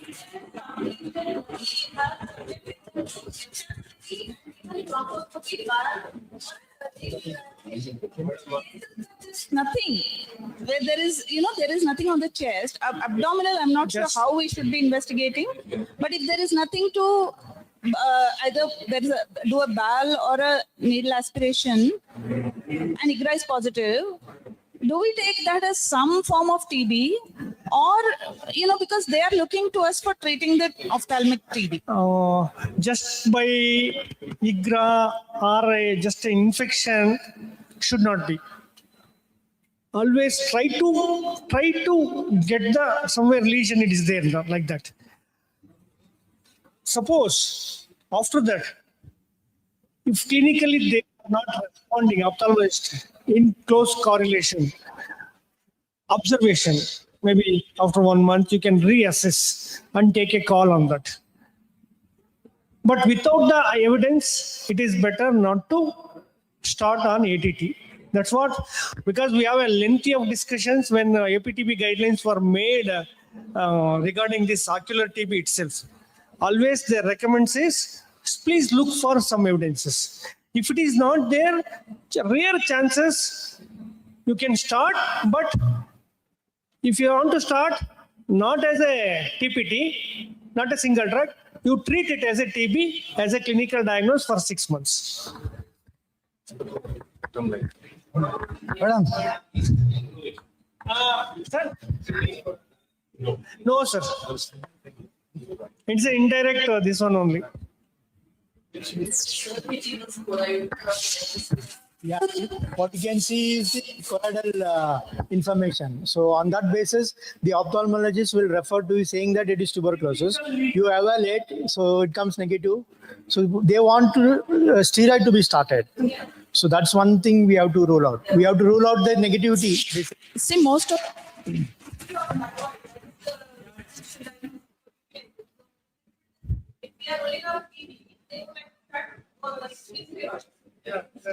Request to become like that only. Yes. Madam, this is actually a very complicated question. There is no answer. Whenever such question comes, we say it's a very good question because we don't know the answer. Moving ahead, I think so we are running short of time. I have just quickly.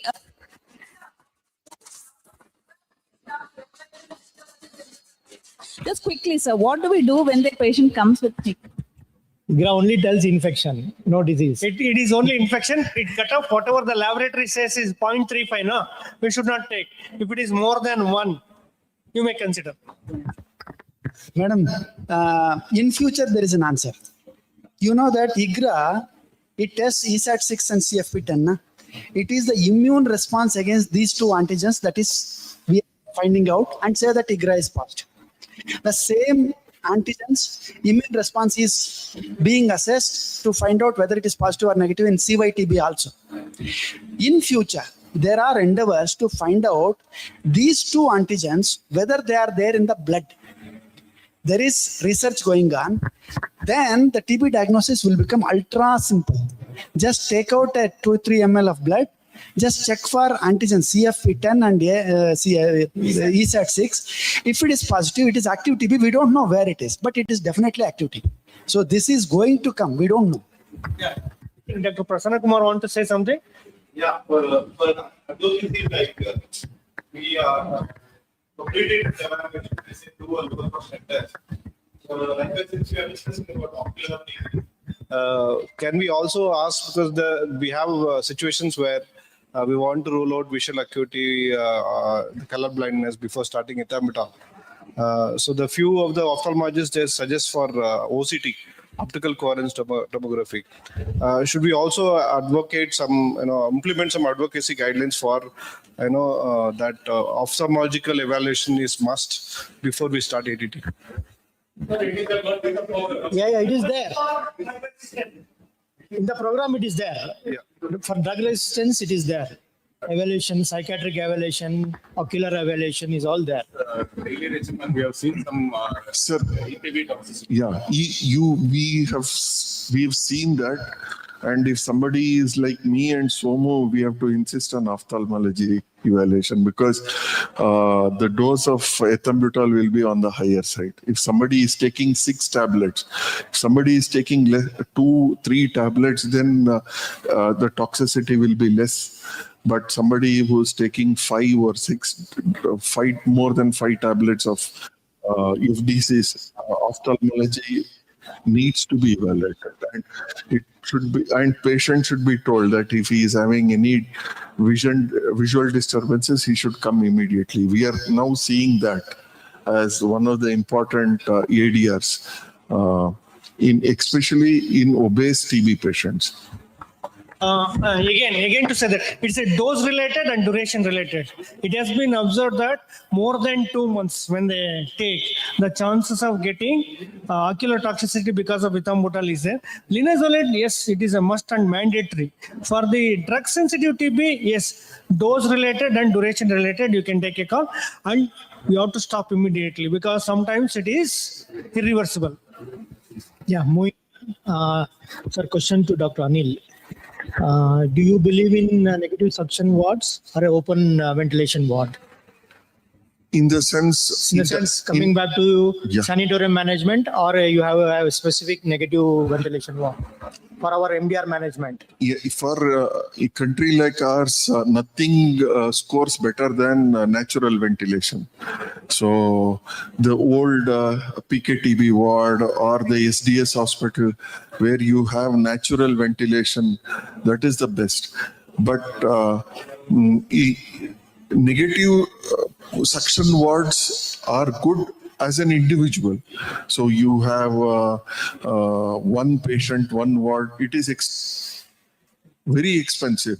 If you look at my BSL level 3, it is 12 by 6. And for that room only, I spent 3 to 4 lakhs for annual maintenance, apart from electricity. So just to clean, place all those filters, everything. So in a country like ours, though this is good, natural ventilation is as good as this mechanical because ventilation. we are talking about airborne infection control. So all those big wards, high roof, louvers there, 24 hours air exchanges happening between the beds, 6 feet distance, that is more than sufficient. Sir, as we develop and we want to have so many fancy things, best is when a patient enters with cough, put a mask, finish, 20 rupees. You don't need to spend crores. Mask will prevent. Guidelines does not say so. Sir, mask is a guideline. Yes, sir. mask, but insist on a negative ventilation ward. Negative pressure, bad, sir. It is total airborne waste. infection control program under Sir, NTEP. it is total waste.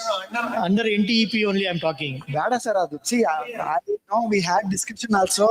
Mask is going to be good. Sir, what I say, if the patient wears an N95 mask, the family members need not wear. If patient doesn't wear the mask, everyone have to wear mask and roam around. So the source control is the most important thing. I totally agree with you, sir. Okay, sir. I have another 2 questions to go. Sir, regarding research in tuberculosis, where are we? We've just done one very good session with ICMR on research priorities for Karnataka. So there will be funding coming from ICMR. I don't know who would get the research, which institution or somebody may get research. But we were doing a lot of research in Karnataka. Every year we used to do at least 20 operational research. From the past 3 years, because of some financial guidelines, we are not able to do. We will be sorting it out, and we have to restart research. Research primarily on some of the questions that were asked here, why the burden of TB is not reducing the way it should reduce, on diagnosis, like what Ravi was telling.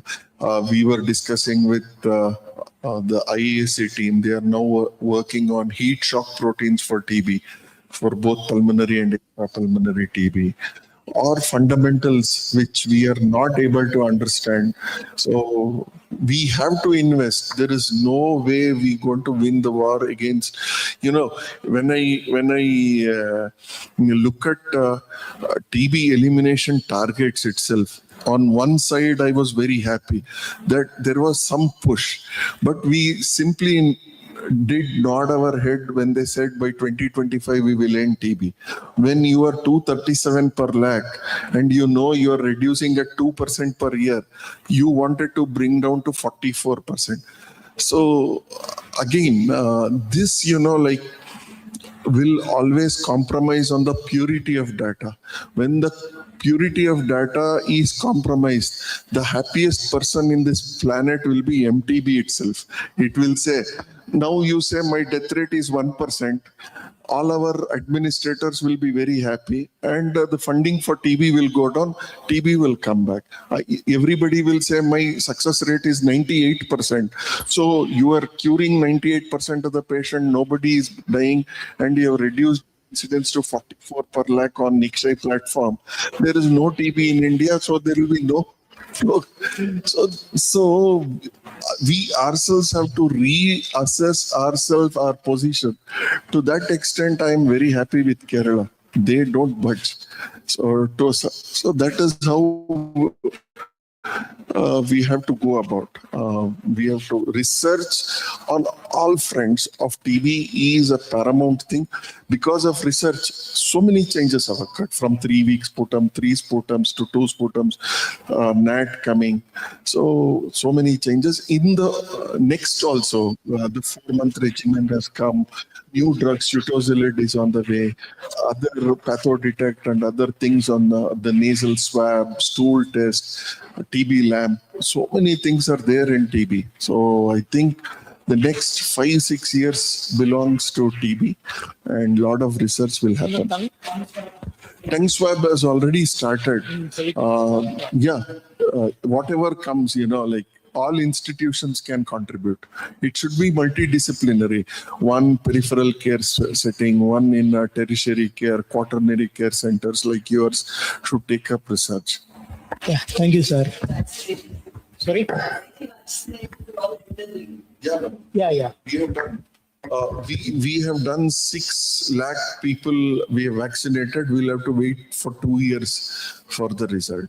So we are now doing the 1 year completion has happened. So we are starting with looking at comparison between the vaccinated area to the non-vaccinated area. Yeah. We are coming to the end of our panel discussion. One last question. After that, I would like each of you to comment for 1 minute. So your final comments, that's the take-home message. The last question is, with the introduction of new drugs, bedaquiline, delanamide, and protenamide, how do we protect down the lane? How do we protect these drugs? We need to protect, otherwise we have no drugs. Sir, rational use of drugs is the only thing. If you ask me personally, I still vouch for DST-guided therapy. But in a country like ours, that is not possible. So programmatic guidelines, whatever they say, and counseling the patient to be compliant to medication. Bedaquiline is available in the market now. Yeah, no, not at now. Not at. It is not available. No, it is not available only. It is not available.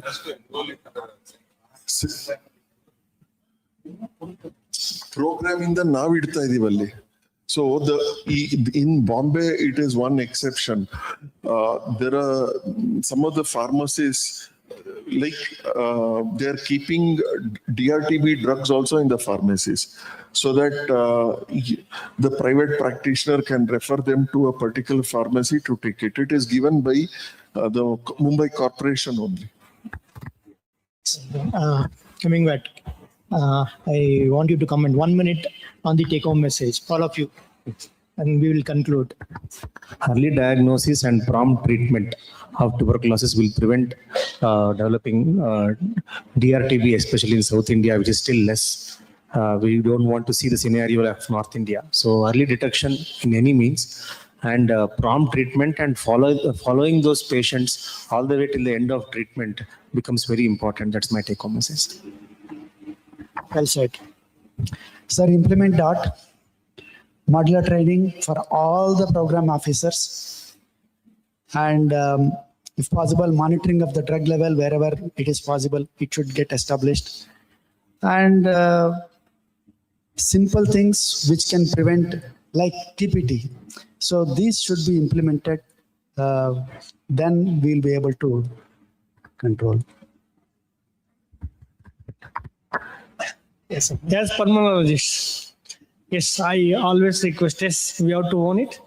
Yes, we have to pledge ourselves. We have to own it to treat quality care, not only for DSTB and DRTB also. When it comes to DSTB, correct management, following the guidelines, not only that, we follow that, we detect early, but see that it should be percolated to other colleagues, other departmental colleagues. Because unless otherwise we advocate others, they won't. The second thing is prevention.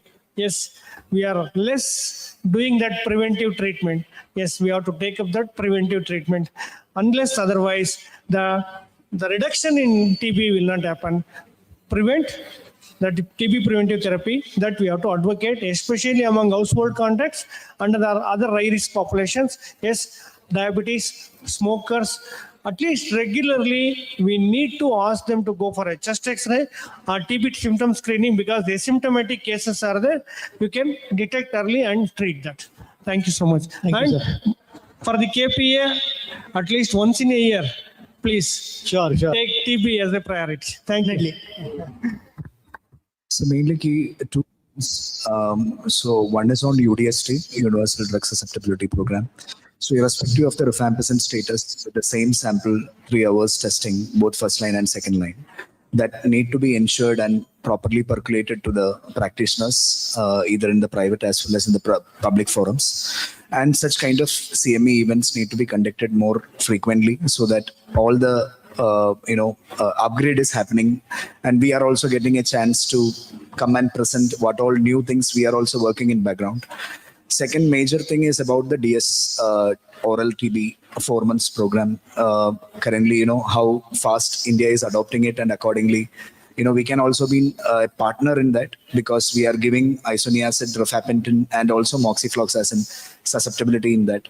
So such kind of initiatives need to come so that we from the corporate wing also can, partner much more efficiently into the public and also to the private programs in India. That's all. Thank you. I'll leave all those points that were told earlier: TB preventative, early diagnosis, everything. Now we are seeing a change in the dynamics of TB. It is no longer age group of 18 to 50 years. We are seeing elders with TB, and rural TB is coming down. Urban TB is going up. So we'll have to rework on our strategy for TB for urban and peri-urban areas. If we do that, and then universalize TB preventive therapy. If there is one intervention which I feel will bring down incidence of TB in keeping in mind that there are no vaccines for TB, it is TB preventive therapy. Now it's a time that the government should focus a lot on TB preventive therapy. We've seen that happening in HIV. HIV TB Karnataka was 18%. Today it is 5%. So it can happen with TB preventive therapy. Thank you, sir. I think after listening to all the lectures, whatever the present guidelines, what I think is, I think as a whole country, I think Kerala is doing very well in terms of preventing the TB. I heard that recently. I heard in the some of the news channels or in the data, where they suggest that adolescent TB they have means they are concentrating more on the adolescent TB, so that the reduction in the adolescent TB will hugely impact in the further coming future, going for a resistance. So we have to target a pediatric population upfront, not just looking like presumptive TB. Yes, it is there as in general, but we have to aggressively investigate. Active case finding is the cornerstone for and treat as early as possible. Delay in diagnosis, yes, it can occur. All the logistic issues are there, but keep an eye on clinical radiological recovery with your treatment aspect. Thank you. Thank you. Actually, pediatric TB in Kerala is 0. That's what. Sir, Kerala, only Jainagar case is of Kerala case, sir. So load is only of Jainagar TU. That's why they can monitor. In Karnataka, we have a lot of cases, sir. It is not easy to follow the Kerala module. One thing, as a clinicians, we should not frequently change the drugs, and cough hygiene and cough equity should be properly monitored, and nutritional and treatment adherence by repeated counselings and follow-ups regularly will reduce the case. Yeah. Thank you. Thank you. I call upon Dr. Shuling Swami. Thank you, moderator, Dr. Shashibhushan sir, for that wonderful session. Please be seated, sir. So we had a wonderful session from morning, and it's a grand successful program of creating awareness about treatment and early diagnosis of tuberculosis. I thank all the panelists, starting from Ravichandra sir, Somshekhar sir, Mr. Vineet, Dr. Anil sir, Dr. Raghu, and Dr. Somshekhar sir for being here and imparting, sharing their knowledge and expertise for management. I'm sure all of us will take home a good message that we have to take this tuberculosis seriously and treat it properly so that we can control this menace and protecting our future generations. Thank you, sir. We come to the fag end of today's program, and I would like to request Dr. Shashibhushan sir to kindly felicitate our faculty for today's program. So Dr. Ravichandra C, thank you, sir, for being here. And Dr. Somshekhar, sir, an amazing person, always. He is our walking, talking TV man. Thanks, sir. Yes, sir. Yes, sir. Dr. Anil, sir, thank you, sir, for being here. Yeah, Mr. Vineet, he's a clinical microbiologist, and thanks for being here. And I thank Cepheid for sponsoring today's program. Yeah, I thank Dr. Raghu BP sir for being here and sharing your insights. And we thank Dr. Somshekhar sir for being here with us. And I request Dr. Suma madam to please come on the dais. Thanks, madam, for being here with us.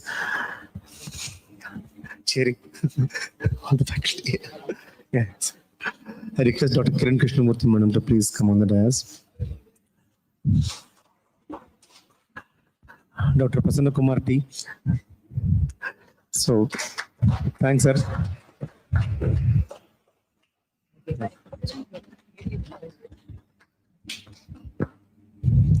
So I request Somshekhar sir to please kindly give away the token of gratitude to Dr. Shashibhushan sir. Sir, we both will share leaves. I will take the road to take the leaves. Thank you. I thank all the senior pulmonologists. Ramesh sir is there. Yes, sir. Of course.